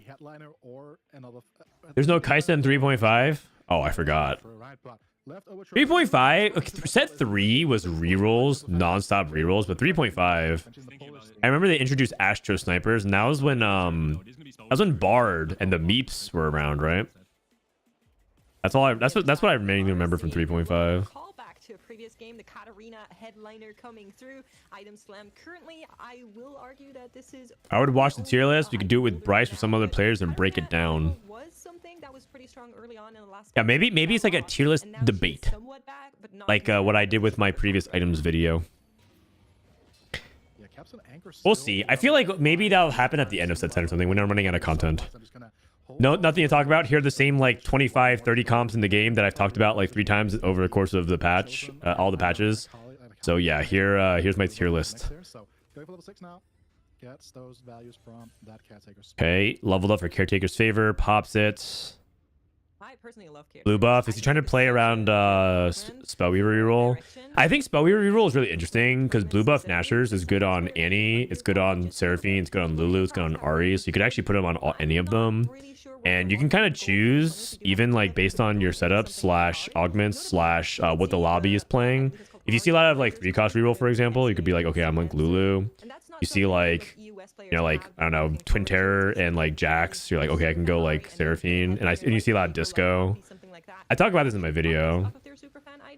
You don't really get to make that luxury of the choice with Annie because you kind of need the right conditions for Annie. The main condition is you probably hit Annie 3 very quickly. But if you do end up seeing like, okay, like a Yasuo player, and then you see, I don't know, someone rolling like Olaf or something, be like, okay, I can go like Annie. Yeah, that's what I was talking about. Again, when I was like doing my research, I'm like, what's the meta gonna look like here? I had some players telling me like, you know, Kaisa was a 2-cost with Demolition Spat. Yeah, she stunned the whole board. I kind of got removed, and sure, like it got nerfed a little bit, but like still very powerful to hit earlier on here. And I'm super excited to see whether or not we are gonna be going down that line because Scrapping Inventions, Jax. Better of the 2 headliners as well. Or 5 component spread. Do you think it's always correct to get scrapping inventions value late game? Like because you're trying to always get scrapping inventions value, do you float 5 components or do you just like float like 3 or 4 and try to make completed items? Like maybe 3 because you have an odd number of components, so you just might as well transform them and then you like combine the others. It's correct when it's correct. Thank you. Very helpful. Spatulas. Now that true damage has been nerfed, what is Zed's best spatula? Is it Pentakill? Is it 8-bit? Is it still true damage? It honestly still might be true damage because the way Crowd Diver fits in. and it might just be a pentakill or something like that. We'll see. But as you said, here could be a cash out, and it is It's because of how versatile that thing is, but it's not like crowd diver fits very easily in it. Scrappy with bulk, yeah. Usually, a trait that actually lends itself well to scrapping inventions is true damage, because true damage wants like a one component activation of their bling bonus, and so a lot of times you can actually like combine. Like back when I played scrapping inventions, I always tried to play true damage. These days, true damage is like playable, but you need to have a really good spot for it. You can't just be like, you can't be like last patch where you just always try to play true damage. I put true damage at the bottom of A tier. If you looked at Clement's tier list, he actually put it at the top of A tier, which I thought was really interesting because he saw that it did well in tournaments. But I'm pretty sure everyone just high rolled their true damage emblems. Like there was a game where someone had 2 true damage emblems with Caitlyn 2, Ezreal 2, both holding the true damage emblems. I'm like, okay, well, like if you hit that, then sure, it's got to be top of A tier. You're telling me 2 true damage emblems on 2-star 4 cost is good? Yeah, I mean that's probably pretty good. Minus 3.5 release next patch.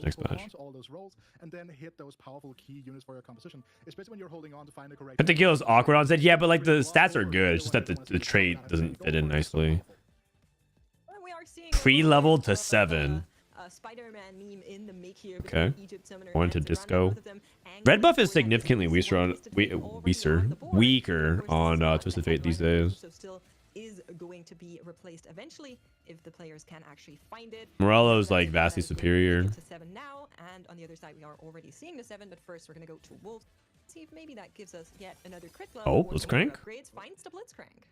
Great start. I assume a sell on the Tarek here to make sure he's able to find. You just go Yone for the crowd diver edgelord. That makes sense actually, yeah, because you can tie it into the Viego and the KO that way. He already has that one blitz in the shop. I ended up hitting Goldmancer and Annie emo headliner. Oh, it's good. You just need mana. Make sure you get like blue buff Nashor or something like that.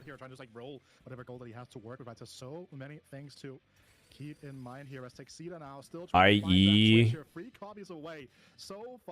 You could actually make Gunblade here.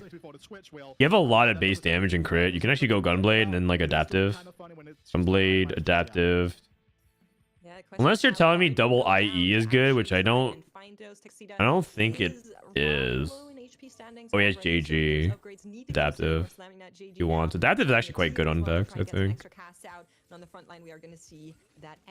He wants to make a frontline item. That makes sense because we have no tank items. I can see it. Yeah, this also makes sense to me because he has Executioner, so he gets the extra crit off of it. I just kind of want a third item on Twitch because we're kind of like playing around the Twitch. There's a lot of really interesting ways of kind of like putting your items together if you're a Tuxedo, right? You go for the adaptive helm to get like this Vex casting more often, right? So many interesting things. I think that I'm not so sure. We floated a bunch of components. I kind of wanted to make a bunch of items. You want to go double IE there? Oh, as far as I know, I think double IE is not very good on Twitch because I don't think he actually is. Did they actually specifically nerf this crit interaction as well? Like with wasn't it Mortalk talking about that? Like they want to make him not scale as hard with like that crit stuff. I thought Samira is the only person that truly wants like double IE. Everyone else is like kind of bad, or not bad, but like inefficient. You can correct me if I'm wrong.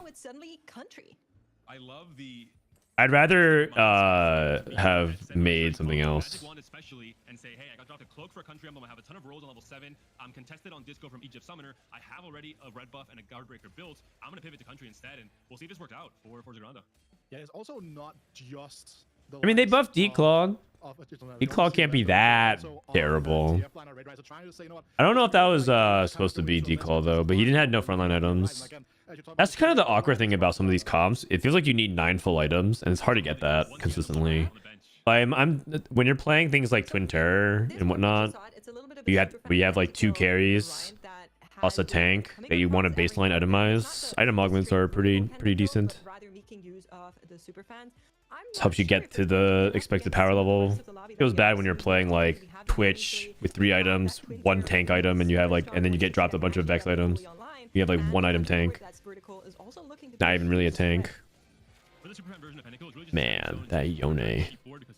Three's a crowd. And sometimes 3 cost units. So very They don't. I actually haven't looked at data. Three's a crowd. It probably is much more in line, right? They nerfed it twice. It's got to be. move into a vertical pinnacle board with just better units overall, like Yora coming in. Yeah, exactly. Right. Again, it's such an important thing. If IE is better than IGS or IDB on Nasamir, we fucked up.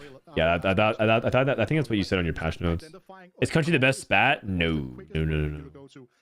Best spatula right now is you're talking about the emblem that you can make off of the spatula. The best right now that people consistently make is Pentakill. But I personally have a belief that 8-bit is also extremely good. Also, I think Country is still good. It's just not like, I don't know. I just don't think it's as insane. Also, there's a new variation of Country being played right now where you play 4 Executioner and 3 Country, and you prioritize playing around either like the emo, and you don't really play around 5 Country very much. It's interesting because the 4 Executioner damage is like very significant, and if you can get Samira 3 with 4 Executioner, she goes Super Saiyan.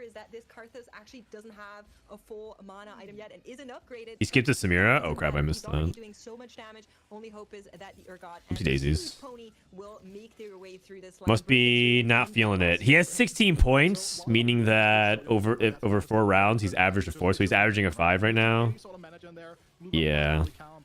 The Adept Armor Shodan kind of does matter. Shodan obviously way better, but as long as you have something there for the Carthus, it's just such a important thing to keep in mind, right? Again, that's the thing as well about this competition. It's like you can play this from so many random spots. You can slam pretty much any item. Mosher was submit to the pit really good. Yes. Generally speaking, if you're rerolling a Mosher, submit to the pit is nice for them because they love the survivability of it. It's kind of like having Titans on them, but not exactly. Yeah, it seems like he is trying to go a little bit more into the KDA as well with Yone 3. Positioning wise, this is not very good because the Yone just flips. Yeah. Oh, the Yone died, and now it's down to our secondaries. That's a Z2 versus an Akali 1 though. I feel like Zed is like kind of underrated. I don't know if you can play him as primary. Maybe you could, but like I think Zed's pretty good. Those stacks on the Titans resolve quickly enough. We saw that was the case with the Ahri. The natural counter last patch still gonna be the case here in this patch without a QSS or any way to stop that CC from happening. Just got a notification that our podcast episode went up. We're going into a full execution line with even like playing the. We're not playing for the double Twin Terror stacks in the front. Are there going to be Twin Terror nerfs? Yes, sorta. We want to unbind it from Executioner, so we cut the crit and raise the other stats. Oh, excellent. Yeah, I think the fact that Twin Terror feels like you only want to play it with Executioners is a little sad. Although I've heard some rumblings that Twin Terror is picking up steam with 8-bit in China. People are trying different 8-bit variants with it because units like Riven want to auto attack so much, and so if you go IE on Riven, it goes wild. So there is some whispers about that. If you are willing to risk the LP and say, hey, I don't want to try Twin Terror Twitch Vex, try that out for me, guys. One of my favorite things to do to my subs is actually to unleash tech onto them and ask them to try it out for me. At the lower end with 20 HP, and around that, we're seeing a lot of rolling coming through. Is this a Samira 3 for I love doing that. Yes, it definitely is. Actually, the fact Tuxedo just lost his fight here, which is actually just huge for the overall make up the lobby, right? Because Tuxedo was. Asuko played this insane game yesterday where he played Twin Terror, Spellweaver, Ahri, and went second. Very murky lower end field from Island all the way down to left, which was only that makes sense. That is Sasuke is actually like a really big flex gamer, which is surprising because no one really defines him as flex. Everyone, when you think about flex, people think about like mismatched stocks, for example. Or they think about people who play like very differently than other people, but like Sasuke was a major flex player. Huge hit for Anchor coming out. Left now also down to 3. These players are on their last life. Another positioning as well here for Country. I think early on into set 10, it was almost. I haven't gotten a first with Twin Terror Twitch Vex. That you might be the only one on the server. Man, I don't know how many times I've seen that comp go first. Too many times. Yeah, totally agree. Especially when you get Yesterday's late game where DTI YDK fantasy draft, I drafted DQA. it just threatens these back I thought Bryce wanted him, so I tried to jack up the price, but Bryce dipped out. And I think I paid for a little over what I wanted to pay for him. I won't mind having him on my team. But every time I watch this guy stream, man, this guy has twin terror and he goes first. He just like hits. I don't know. A double elimination side by side here, as you said, Captain Anchor on the right hand side. He's just fighting different. for survival on the left hand side. We are seeing Everyone made fun of my fantasy team yesterday, but on the low, I think my team actually has a pretty good chance. It heavily depends on how good Kiyun is. If Kiyun is in good form, we're actually big time chilling. But if Kiyun's in bad form, I'm fucked. Exactly. A Kane for Safo as well, but no, wants the BT, wants the extra bit of event for one of his secondary carries outside of just that Yone. And despite the Yone 3, But I think that the other people undervalued DQA. Why was Robin only worth $7? Because Wei and Malala didn't want to draft Robin no matter what. And the problem was Bryce bid on Robin when I was in a spot where if I loaded up on Robin, I think I had 3 players and he had 0. So that means that I'm limited not by my budget, but by my spots. And so if I bid 8 and Bryce let Robin go for 8, I only have 1 spot and like $53. And I don't feel like one marquee player and a question mark like Robin. Robin's consistent for sure, but it was really okay. The TLDR is that Weijin and Malala didn't rate him, and so they don't want him on the team, and that kind of put me in a really awkward position because I was limited not by my budget but by the spots on my team. Losing quite a lot of health here. 7 country streak. No one died. Oh, one guy died. 2 guys died. Okay, is this accepted bis on Urgot? This is the second time I've seen it. Red buff, blue buff, Runins. I thought GS. I thought people want GS, but because Urgot can sometimes struggle to get past the front line. Really tanky guys. I watched like some of the non-arena stuff because it was some of the first taste of competitive on this set that we got.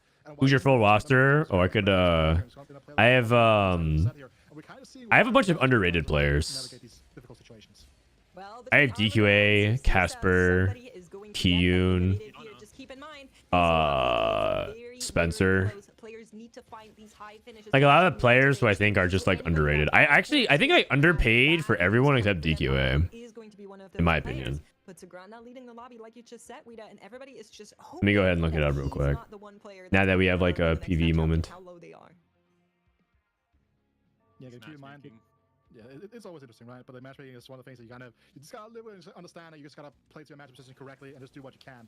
But the big thing that we gotta keep in mind here as well now is the fact that League of Legends tweet, we're now looking for an executive producer for League of Legends.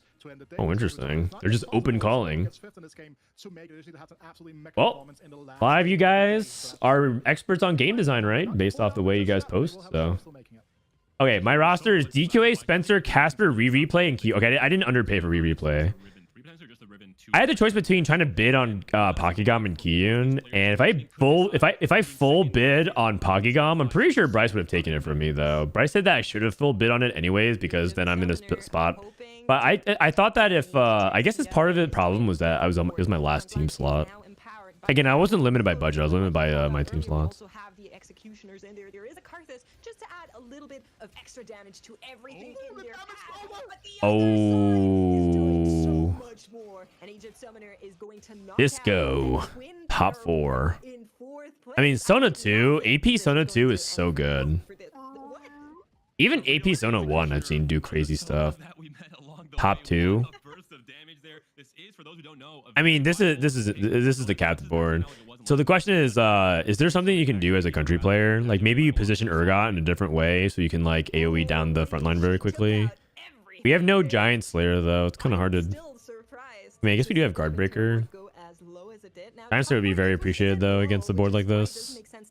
We stacked everything on the tentacle side. Usually, don't you try to take things down in the middle?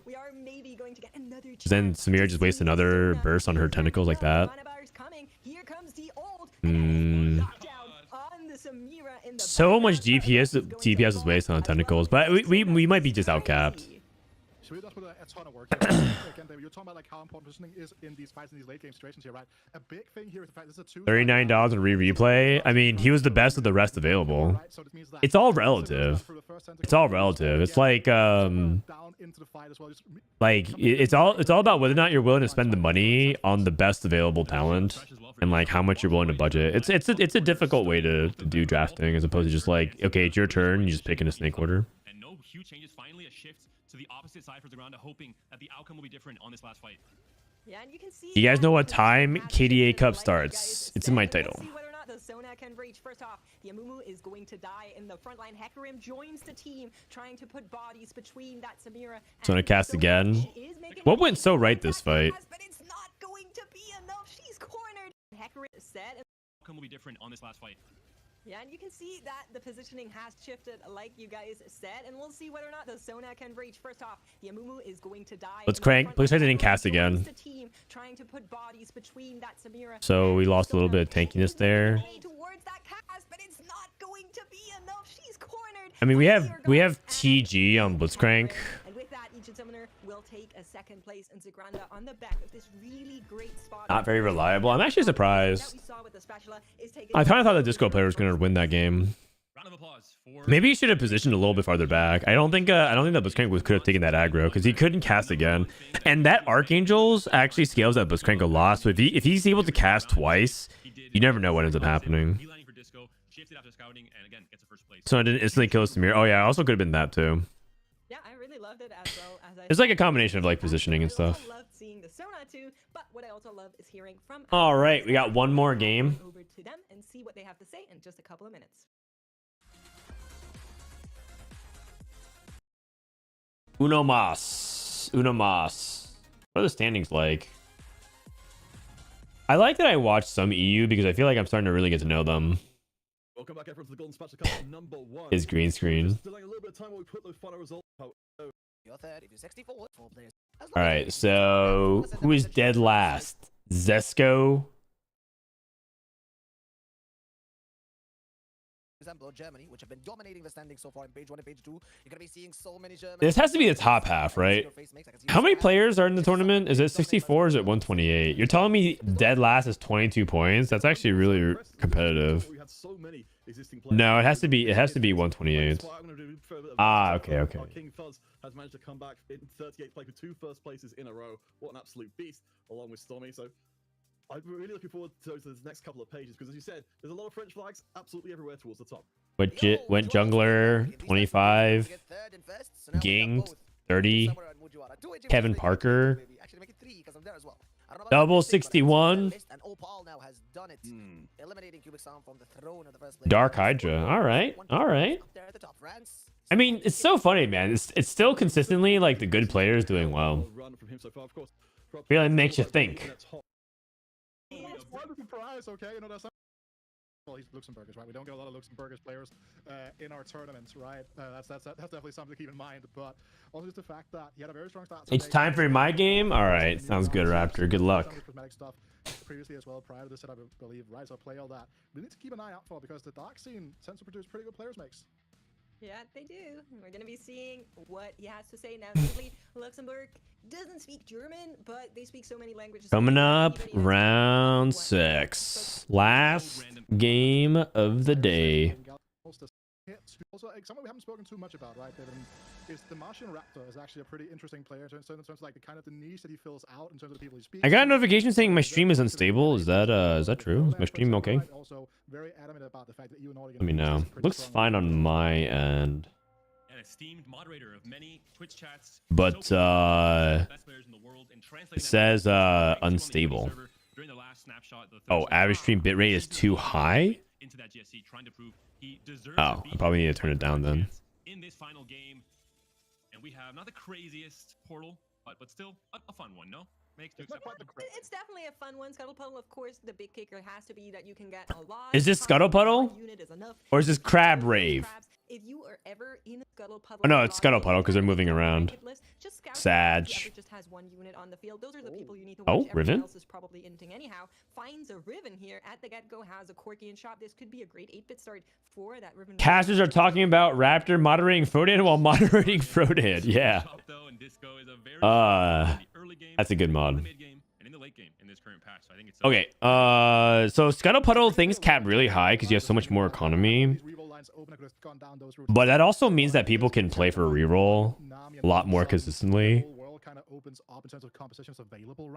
So you might see like weaker-ish boards because people are focusing so hard on econ, but then they spike like crazy. What he can do with that, but of course everybody else is. Oh man, I've got a wave of exhaustion. I don't know if I'm gonna play ladder tonight actually after this because I kind of need a lot of energy to stream.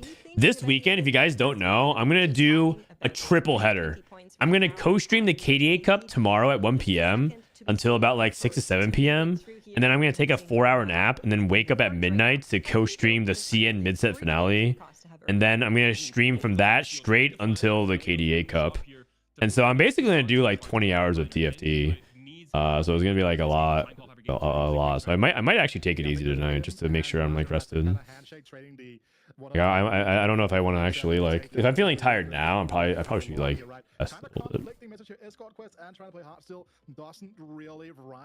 Which feels bad because I feel like I wanted to stream for like at least like 6 hours today. So, like stream like this is probably be like another half an hour. Play like 2.5 hours games. Dude, 2.5 hours games is like nothing. You play like 4 games. You're like, oh, I'm warmed up, ready to go.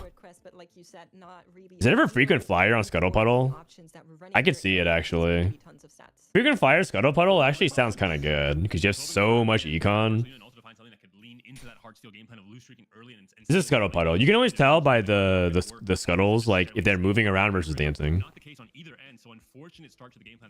Okay, fine. I'll start my stream now. It sounds good. Me and Mo will just raid each other over and over.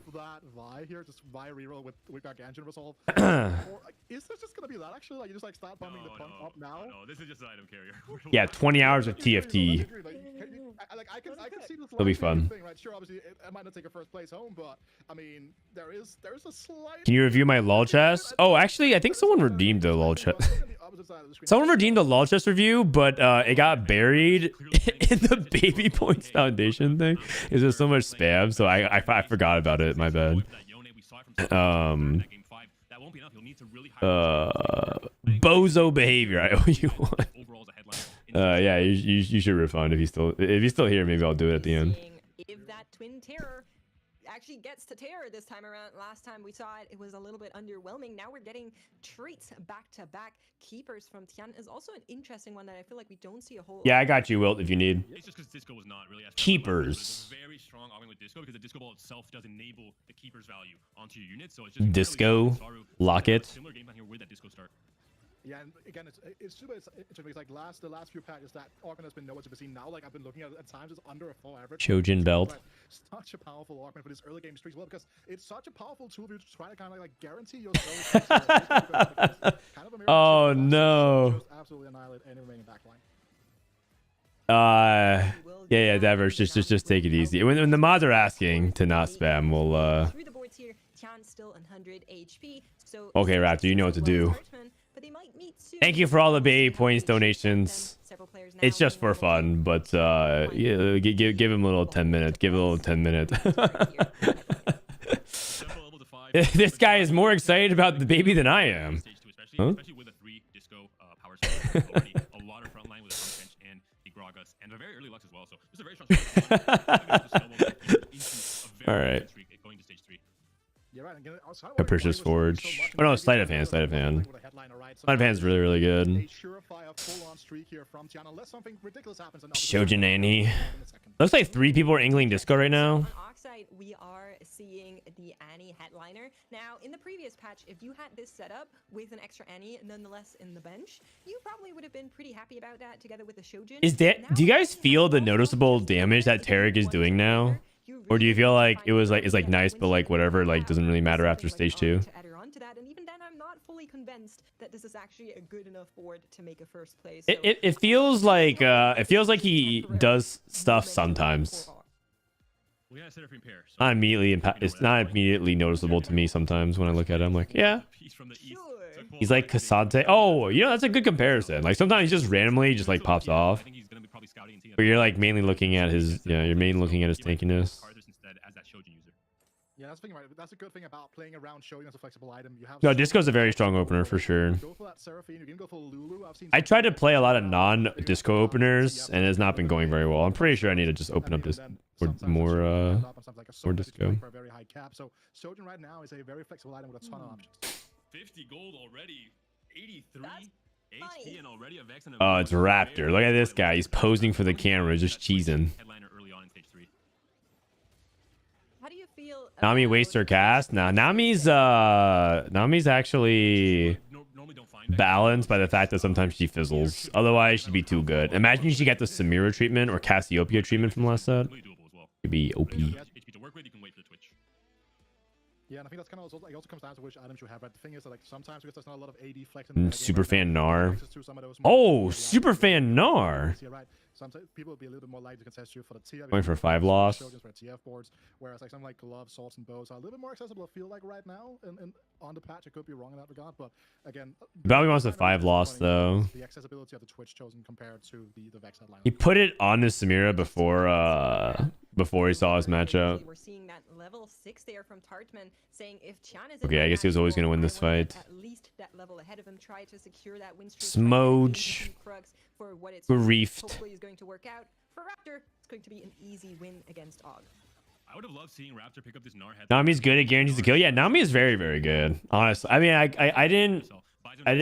think that in general, Disco is largely anchored by how consistent Nami is now. Pivots the IE on Samira, and we'll just hope to probably find out the Twitch a little bit earlier in stage 3. Yeah, I think the big reason for him there, right, was the fact Just enough buffs. Cash out. Right there, he will just pretty much Yeah, you buy it guaranteed. after the fight starts. Oh, you want to do it like that? Would you break Econ though? Then I think that's Senna too. Has anyone seen Senna reroll since the patch? Yeah, I agree with that actually. Now that they open that, I think I've seen it exactly one time, and I think it did top 2, but I haven't seen it outside of that. But for now, it's just going to be a little Also, why does EMEA have a dedicated account and NA is still using the official Twitter account for TFT? Like, I guess it's fine. Like, official Twitter account has more reach, but EMEA has like their own website, their own account, and like everything, and like we have a Google sheet First patch of Remix Rumble was very, very strong, but that you just have to know the link of every single time. I think it is no longer as sought after. yeah, another thing I also want to highlight here, right? We see pretty much the entire lobby go 6 on 3-1 just due to the additional resource, the extra gold coming through from the Scuttle Puddle. Get this man in call. It's funny because we only see him for like 10 seconds and then they switch off. We want him to talk for 10 seconds and then peace. Yeah, Tartman to do that actually is still. I only seen it on stream with Blinked Out. I've seen it once and I shout on her. Any Crab Rave? Not today. We've seen This is Scuttle Puddle, not Crab Rave. Edge. We did see loot subscription though. I think loot subscription is very fun.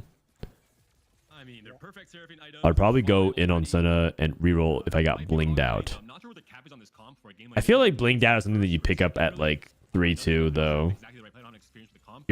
It's kind of rare to commit to reroll at 2-1 with like a Blinged Out. Right, so that's nothing. Again, the things like Because you at the end of the day, kind of need to make sure you have the right setter for that. it's just a spell you account, right? It's pretty much just the Auri board you played last. Usually time. Blinged Out, it's like Add in the you're Solar you're Beam, playing a bunch of true damage and you get offered it as a way to enhance your board. Right? So there are so many things to keep in mind. The board has so many different avenues to kind of increase in power. That is something that is super interesting. Freaky Also, like, Friday. so much better than having a matches too. Just spreading out that extra It's still a good. It's even though 80 flex is less good, it's still a generically strong item. Lucky gloves. Oh, 2 TGs. Line with the Viego maybe has. We're going to be seeing whether or not that is the case. Chan notably still at 100 HP as we are seeing those prismatics. What's the best way to report a bug? Zaru and Tartman. Best way to report a bug is actually go to Mort Dog's Discord. I should probably. You know what? Yeah, Raptor, can we make a command for bug report and then it links to Mort Dog's Discord? Because they do bug reports there, and that's like an easy way for Mort to collect them and submit them to the team. Twin Terror Jewel Lotus. Well, now you can play anything, really. Okay, assuming you get to choose Twin Terror Jewel Lotus, what would you reroll? I guess now we can do this. We can do the Lulu reroll that everyone talks about. Yeah, August rolling. Seraphine 3. I need to get one Seraphine 3 game in before the weekend. Fast enough to go. I might play like a game or two off stream. Very serious thing about Scuttle Puddle, you can't. You have to think about the lobby. See if I can get to get a couple. I just want to get reps and just say how the comp feels. Like you can watch a game be played and like have a theory of it, but when until you like walk a mile in their shoes and like play it, you're always missing like a little bit. You don't get like the feeling of the game, if that makes sense. The pulse. Yeah, and if you're looking at the board, One thing about as well, that you kind of don't have a remover. one thing about TFT that's elusive to me, it's not enough to just watch. I have to actually play it like once to get like a real good beat of it. My God, Yone won. Which is at least going to be a good point, as he's pretty far off the rest of the lobby. We're going to be heading into the carousel, though. We make a strongest unit per stage tier list. I could. Early crosses as well could be big for some of these players. One thing to mention for the board there from Saru, That might be more like Twitter content than a YouTube video content, but maybe I will. Very early in stage 2, so could be again that friendly fire between players holding hands into the same reroll line that we saw from Skarambez and Tanpop in that game 3. I don't know if it's intended, but in duos, if you do the golden box with Heartsteel with win both fighting your both allies, your thing gets half twice. You raise the stakes and do double up, you lose. It gets half twice. you lose 75% of your rewards. That's funny. Is it a bug that my favorite streamer keeps saying 1.x masterclass, but he averages a 5? That was his first loss that we just I mean, I guess if dishonesty is considered a bug, then sure. But other players found that same luck. Turretman notably. Also, I'm pretty sure Soju is gonna do fine tomorrow. I'm pretty sure he's gonna do fine. I think a lot of people are really worried about him because they like there's actually a camp of hate watchers that like love Soju going 8th because they think it's funny. But there's also a group of people that legitimately love watching him pop off. And they actually might be the same people. But I feel like the camp that wants him to like pop off is like also like growing because like people want him to do well because it's like it's not funny. It's not as funny when all he does is lose. It's funny when he wins sometimes as well, right? Because that's how you have that back and forth. It's kind of like, you know, I'm glad that EMEA is doing better now because it's not fun to have a rivalry if there's no back and forth, right? So I'm glad for that. I think Soju might do all right this weekend. I don't know if he'll win. Probably not. I don't know if he's gonna make final lobby. It's gonna be hard. I think he'll have a solid weekend. You guys forgot. You know, set 9, Soju actually got 10th. Like he got like 10th, 12th, 13th, and like 15th or something like that. Oh, and then made final lobby for the regionals. That's pretty good. That's like he missed final lobby by a couple points every single cup, and then he made the final lobby at regionals. That's pretty damn good. Really good for him as well, because it just takes out the extra units out of the pool. So maybe going to be easier to find that. Thank you, Raptor. Make it come online. We know that there's 2 players on the Yone as well, so lots and lots of free costs being bought. I don't know how much good practice he is. Obviously playing for me, he'll be fine. He'll be fine. Trust me. He has the tech. And the tech is sitting President down to call and asking him for the tech. He has the tech, okay, guys? Just relax. Okay, we're rolling. Twin Terror. Jewel Lotus. Isn't Jewel Lotus not actually that insane in this setup, though? There it is. Okay. Punk headliner. That's not the one you want, but you'll take whatever you can get. That was pretty late. I feel like we're in 4-1. We're seeing a Nico 3. We're seeing these Yones pop up. Blue buff Twitch. It's actually not. It's not bad at all. A little bit worried is probably going to be enough to beat Zaru here, but there will be one more augment that will come around to tell us what this game is going to be like in just a couple of seconds. Tian and Zed. Twin Terror. Still trying to see who actually has the higher power. This guy's popping off in my chat talking about Twin Terror. It really limits the abilities you have to kind of put your ball together, and also you would much rather have this blue. No, you're enemy. What's up, Raptor? Raptors. What's up, Ramblin'? How you doing? He needs to start prioritizing a build on the next carousel, get that even shroud going. He's one off Vex3 as well. It's still not a horrible spot. I mean, you hit a little bit later, you alluded to Vex. So to call you Makes and Vex. I mean, if they go through the changes to make Twin Terror less execution dependent, and you can just play Twin Terror whatever, that's gonna make it a lot more cool. There's a bunch of HP and attack speed. I can get behind that. save this cast and mention the fact that Demonted Raptor did pick up Dual Lotus 3 as To make it more open-ended, you can play Twin Terror Olaf. Whoa, more HP and more damage and the attack speed. For Dual Lotus, that is not the case. So, Twin Terror Poppy. Look at the stats. It's not the go-to option for That sounds fun. A lot of this game seems like it just was not ideal for executioners. You hit very late. You don't have the best prismatic augment, which is a big part of your power in this game. So I wonder how he's going to do in stage 4. You think it's the first good day idea to bring a girl over and watch Soju streams instead of Netflix? If she knows TFT and likes watching Soju, then yeah. You should do something that you both enjoy on your first date. But also, if she doesn't like TFT and she doesn't know who Soju is, but she has a good time anyways, that's kind of like a green. That's like one of the biggest green flags. So that means that she's like willing to like humor you and like look into your interests and learn what makes you happy, and willing to like also do that. I think that's like a really, really big green flag. So in some ways, it's like a first to wraith. The date's gonna either go horribly. It's very likely to go horribly wrong, but you basically raise the stakes, and you're about to go for like the biggest cash out first of all time, or you're about to queue it up again, and you're out $40 because you bought dinner. So yeah, you know what? I'm actually kind of down. Oh, the ribbon still not for long. That last TF cast comes through, and 666 taken down in 8th place, unfortunately. Yeah, another big thing about that. That's a Nico 3 that's just unkillable. Is it me or is that Nico 3 keep rolling guard breaker? I feel like that's the second time we saw Nico roll guard breaker. Just playing a pure damage build in that regard instead. Very unfortunate there for 666 to hand holding. It sounds like a bad idea to introduce a possible significant other to the level of yapping. I mean, maybe, but like you're also doing something kind of like you're doing something a lot different as a first date. It's probably not. I'm just gonna make it very clear. It's probably bad dating advice, or a bad date idea to actually do that. But I'm saying the upside of doing something like that is you get to find out who they are and whether or not you guys vibe very quickly. This is Scuttlepuddle, for those asking. Not the crab one, Sanch. With 2024 prices, you're out $80. Yeah. Especially if you're like in Los Angeles. If you know where to get good food for cheap. Oh no, the Quicksilver stopped the Kiana from knocking the Nico back. Proud Diver Viego. Stuck on Yone 2 still. Actually, it's 4-5. What the? Yone wins these? I mean, it's Crowd Diver Emblem. Okay. This is absolutely horrible for him. And she's here.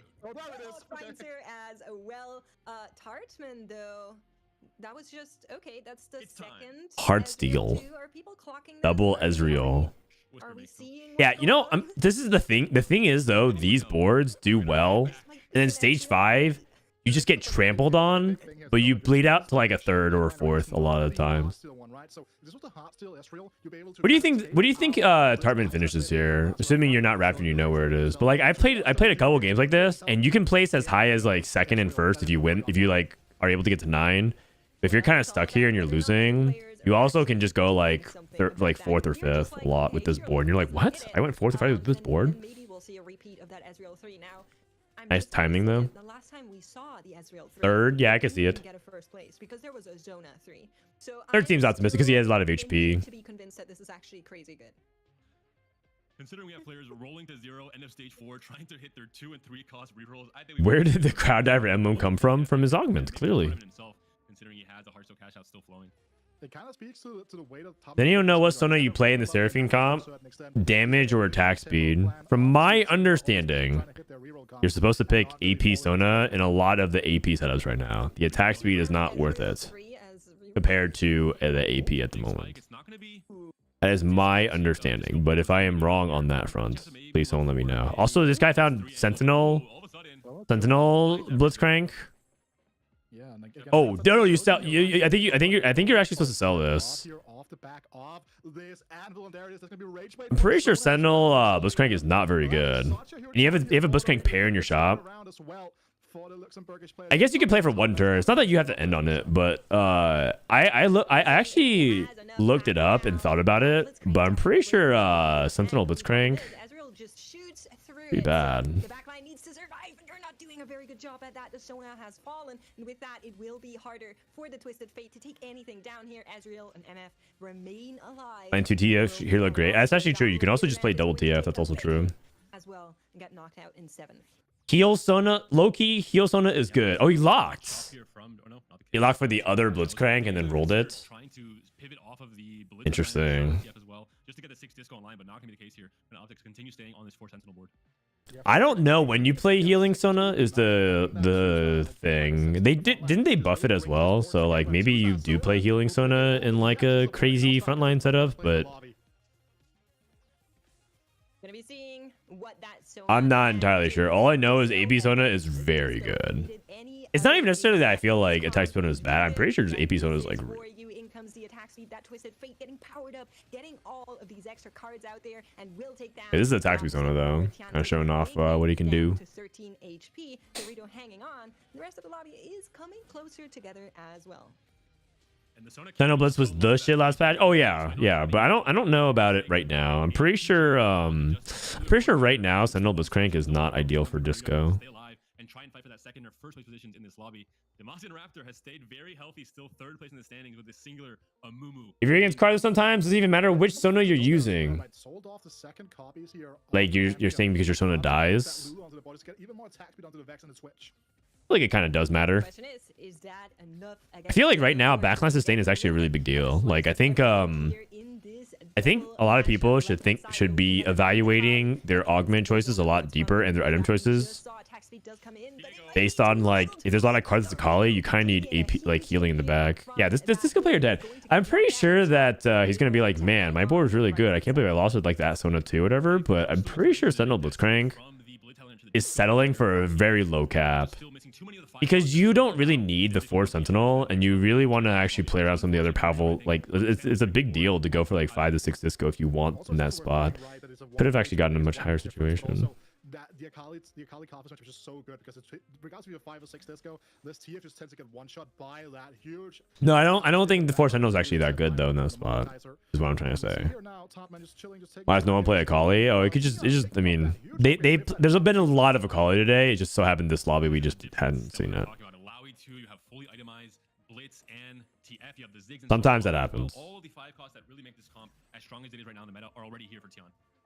They're here, but they're not fully upgraded just yet. That Zona could be Zona 2. We could have a little bit more HP on that Echo and that Ziggs to try and get some more upgrades out. But with the gold, it's not going to be... Blue buff, Gunblade, so we're prepping for Jhin. I mean, it makes sense for playing double Ezreal. Oh, the double Ez.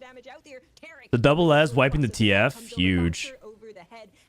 Oh, man. I think Tarman can top 2 this game. To keep up the pace here. Because now you can get to 9 with so much HP. That's huge. Big time dub. I thought this was live for a second and Demacian was just in here yapping. That's right. He's streaming in chat. He's just providing commentary in chat. Just leaves absolutely no time for the TF to even have a chance of healing all the damage back again. This 2 Sentinel board died to Ez smiley face. Gonna be looking at one more round. I mean, he does go up against you're not wrong, but I don't think the 4 Sentinel would have changed much. To actually keep him in this round here, to keep him in the tournament, all players in this lobby need those high finishes. I think Ezreal is just good into disco. Is going to come around, but it might just be that it is too late. The Twisted Fate knocks him out before that, and Tion able to hang on, goes into Drake with 5 players still in the running. The Viego opposite side there means that it's just so much harder to win that matchup versus Disco. If Viego's able to ult right into that, oh man, where's the Crab Rave? Devastating in most cases with the right items, especially a lot of burst damage can. You know what I would love if the Crab actually clapped, like Galio or Cassante. The Crab just like clapped like the Yorick, just spun around, just clapped. No, not the Crab. It's Revenge of the Crab, honestly. We'll see where his Ezreal project is going. He's gonna have a lot of gold to roll with off of. But he's trying to go 9 instead, so not opting to go for the Ezreal 3.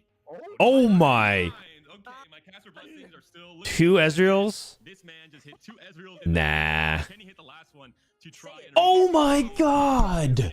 You're welcome, Needs not man. items, bro. Never mind. This guy's just the beast of all beasts. Wait, he kept Rage Blade. Oh, because he wants Runes on the Lucian. Okay. I mean, it's a freestyle Ezreal. Wow. It's just good fundamental TFT game. Okay. That's why it's so like, All right, I guess he won the game. Just thinking about this is such a good sign about like keeping a calm and collected mind. We saw 3-star. Unreal. Calm and collective. I just came out of Trying nowhere. fighting for survival against We call that the Seraphine. delicious milk. I think it GG. should be enough here taking down that set, and then also the Seraphine Og is falling and falling furthermore. And Zen is Damn. knocked out here in And then you just like full queued set. into you just queue up into Tartman and you just die. Anybody that can Or take down steal. this Ezreal. You know what's funny though? It's like no one is picking up Ezreal, so in some ways it's like he's one of the 4 costs you're most likely to 3-star currently. But at the same time, that was not normally, man. You're not supposed to hit that quickly. In day 1 of what could be one of the most important GSCs of his career, considering there are only 2 in this set trying to make finals. War Executioner. I like it. The fact that he is a dominant force on the EU Nordic and East ladder, so we'll always have that as a backup for making to qualify for finals. Ah, I like it actually. He ditched the Pantheon entirely. Here in the background is the fully itemized Sona. She's ulting, taking out that extra. Oh, It is enough. Demacian Oh, now top here 3. hanging on Og out, and we do have our top 3. Akali 2 coming alive for Raptor as well, and lots of. Thresh 2. And look at the matchup pool. Wow. Raptor has top, and we do not know who Tian just faced, right? Tian probably just faced a ghost. Sells all his goals so he can roll for the punk. So, popular life, there's no ghost here. Whoever Get that has extra the ghost here, HP. He knows it's the last fight anyways, because he's gonna lose. He's praying that he's facing the ghost. He is. What a high roller. And seeing what is actually happening. The Ezreal 3 now into action. Wait, he put Runins onto his Kaisa instead of the Lucian? Okay, he must really think Lucian is useless. I guess because he has big shots. I get it, I get it. Everything on the left-hand side has fallen. GG's. The last game of the day, solidifying his placement here for day number 2 with a I had to get top 2 arm out. better with this Ezreal. Well, it sounds like you got top 2. Nice job. With the HP lead going into that last fight, I believe he's going to finish second in the end there. Having, barely lost to the Ezreal 3 from Tartaman.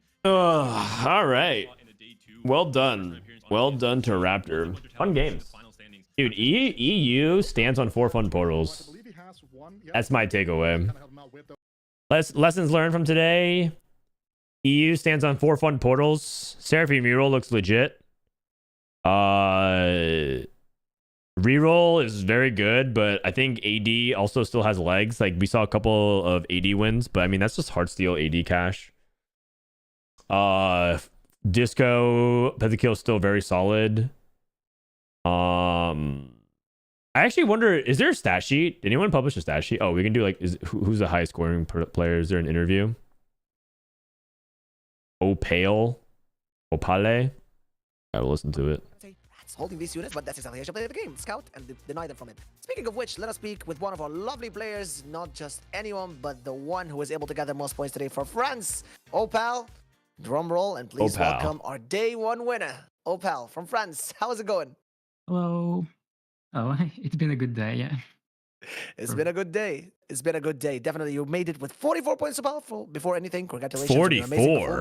And this is something that we wanted to ask you about. Out of everyone, and we did say that so many people weren't able to adapt to this patch. So, how were you able to study the game so quickly in 2 days? What are your secrets? He averaged better than a second. I think my secret is just that I did not it so alone. I mean, we work with few other people and study groups. Yeah, study groups. Yeah, we work a bit on the patch. We all have some opinions about it, and yeah, we share it. We play a game together, and finally came out with some strategies. And yeah. Okay. Yeah. So we talked about stuff. We had some ideas. We played some games, and we come up with some strats. So unspecific, man. Who do you want to shout out from these guys? He's not leaking any tech. We always have people saying, "Where's the tech, man?" We have study groups, but it is definitely worth mentioning some of the few names. Oh, he's in chat. Hello, hello. Yeah, sure. There was Jedutor. Like, I mean, you must know him. He's always on top of the ladder. I mean, actually, he may be like rank 3 or 2. Something like this. There's also Tartman, who streamed Tasman me. Jazor. Yeah, Shout out to Tartman both of them. Jazor, and I'm So Fresh too. We work a lot with him. I'm so fresh. Friend. I'm so fresh is like another caster yeah. from France. Oh yeah, oh Good French. player. And French. So- No, I didn't mean French. I meant friend, the emoji. Study group, friend. That French one. Not just French. Go ahead, Peter. Okay. So, Opal, you said you did your preparation with the group. From what you've seen in day one, was there anything that particularly surprised you? There was a lot of story walls that do not work because I think they do not respect some condition around it. But Yeah, maybe so just real that didn't me work. thinking about it. Otherwise, there was a lot of 3-cost reroll like Yone and Riven who did really well on lobby, and I'm not really surprised about that. I mean, that's expected. And then Disco and the Pentakill line works really well too. I think for the moment the meta looks around those comps. So, how confident are you heading into day two then? Do you think you can do Any something good like two-cost Lakoko reroll, and take Seraphine? 2 first places in a row? Oh, Jack's playable, I think. yesterday I was saying I'm getting day 1, it's over. So I'm getting day 2, it's over tomorrow. It was a nice run. It was a nice run indeed. Whoever comes up on this broadcast, we always love to tell them to do a shout out. We did kind of go ahead of things when I asked you to shout out some people in the study groups. So Is that there it? any All right. name you want to mention, not really related to the study groups, not really related to the game, anyone you want to speak about and thank? Tech League, Pentacle's good. Wrap it up. Your girlfriend, Yeah, your friends, exactly. anything. You get the mic. All yours. There will be too much people to mention. I will just say all my friends and people who follow and just support me on around what I'm doing on TFT. So thanks. That's just wholesome. Thank you so much again, Opal. We were very Sweet proud to guy. have you All today. right, short and sweet. His English is actually pretty good. Some French players are a little bit shy about their English, but his is pretty good. All right, folks. GG's. All right, so I think I said I was gonna play some ladder today, but I'm actually feeling kind of tired already, and I'm gonna be doing a lot of co-streaming in the next couple of days. I got tomorrow's KDA Cup, 1 p.m. Pacific. We got Kuramax, Iniko, Ray said he'll stop by. Rambo said he might stop by as well. It'll be a fun crew. Day 3. I mean, actually, you guys will be here early. We got some. Let's go ahead and just preview a little bit of what's to come, right? So we got the lobbies. Let's look at the lobbies. My goodness gracious. Let me put on some nice background music. I'm gonna put on my favorite track right now. Disco. It's probably a little bit too loud. Okay, so we got Wilf, Appies, Dank Memes. This is Nikhil, Igor Blonded, Leo, Cottontail, and Peckle. Okay, this is it. I'll give this lobby a. I'm gonna rate it in Jujutsu Kaisen. I'm gonna rate it in terms of Jujutsu Kaisen. This is like a grade 2 lobby, like a second grade lobby. Got some threats, but like, you know, it's like a lot of underdog type of threats. Force and Smurf account, Liquid replay, Dpay, Malal. Oh wow, Lucan, Subidu, Devil, riveting. This is definitely a first grade for sure. It's got some pretty good players. Replay, Dpay, Malala, and Weird comes in as the top. He's coming in with a lot of hype actually, specifically by Wasion's camp. XP mods, Goobums, Philip, Prestivant. Philip Prestivant, Devlus, Kanju, Me's first grade to JD. I'm gonna go with a solid first grade. Goobums and Prestivant's really strong. Tai Weng, Beery, T-Lides, Darth, Robovan, Ashmu, I Like Cats, and DK. Solid second grade, I think. A lot of these players are like T-Lides and Darth Noob come in as like the favorites here, but I'm rooting for Ash. Anybody else cheering for Ashmu? Want to see if you can go for the second deep back-to-back tournament run? Lucan is underrated. I don't know much about him. I just see him on ladder. Lobby 5, dish soap. Well, I mean, that's special grade already. Xiao Dian Dian, Degree, Spencer, Trick P, Millennium Fox, Yu Hao, and Aegon. Man, that's a fun lobby, actually. You got the PP, you got Griefers, you got Open Forgers, you got Aegon, right? It's interesting. This one's probably first grade for sure. Lobby 6, Robin, Casper, Beaster, Soju, Toronto, Tokyo, Arrow, and Ripple Overdrive. Wow. Well, that one, this one looks like the best lobby so far. I'll give it a third grade. We'll see. Lobby 7, Setsuko, Lil Top, Noster, Pokygom, Jason Java, Shade, Solus, and Keens. Okay, this is a special grade lobby for sure, right? This is the hardest lobby. Lobby 8, Bruce, Weijin, Kiyun, Upset Max, Rain, DQA, Jax, Humbug. Solid first grade lobby. This is pretty good. It depends on what form Kiyun's in, depends on what form Rain's in, depends on what form DQA's in. Soju makes it even at 700 LP. Hey! Nothing wrong with being 700 LP. But Soju should feel free to co-stream with me anytime he wants. 700 LP players, let's just do that. Let's let the 1K LP players do all the playing here. It all starts tomorrow at 1 p.m. Pacific. Thanks everyone who hung out today. Short stream, but short and sweet. Let's go ahead and raid somebody before we go. I'll probably be streaming a little bit beforehand, play a couple games. Oh, I owe a lull chest review. So I'm going to do this. I'm going to do a lull chest review while playing some ads. I owe it to Wilt. I'll see you guys in a few minutes. And then after that, I'll see you guys tomorrow. I'll be here. All right, Dara. Wilts, 569. 5th with TF. Okay, the first thing I noticed is you don't have shred. Trying to find a way to get shred in some capacity. You might think you don't need it, but if you don't have zigs, you're gonna be stuck in a tough spot. That can be something that's really challenging. 3rd place, Riven 3. Great items. You can actually win the lobby with this. Oh, Twin Terror. Without Quicksilver to stop the Vex stuns. Yeah, that's pretty tough. Yeah, 3rd is fine. 4th with Disco TF. That's a 9. Struggling a little bit with Uniquality because you're stuck on lobby 1 and Ziggs. Top 4. Was this barely a 4th? This might be either barely a 4th or you bled out from 1st. Either way, I'm pretty sure this is a game where you could have done a little bit better. No anti-heal. You're missing a little bit of everything. You also have no shred either. It looks like you're consistently missing shred and some utility. Just think about more utility from your items if you can. Red buff is better on Akali if you can.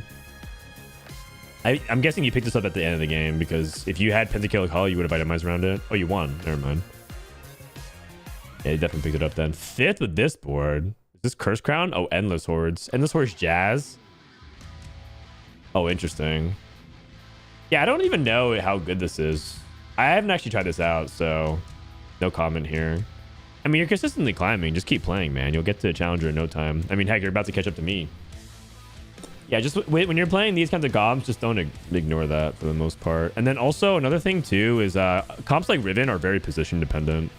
So I would recommend studying up on that because this is good enough to win a lot of lobbies, but hard to say. You also have no combat augments.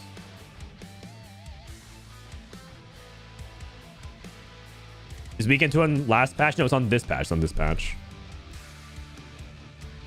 Good luck to Raptor. Wishing the best. You're gonna crush it, buddy.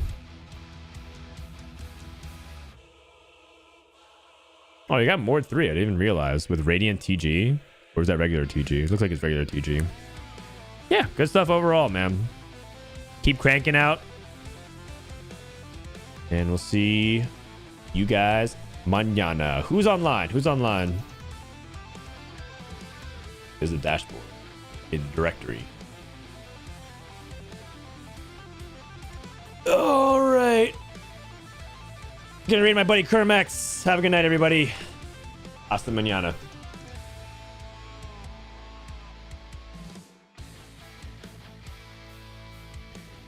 Bing, bing, bing, bing, bing, bing.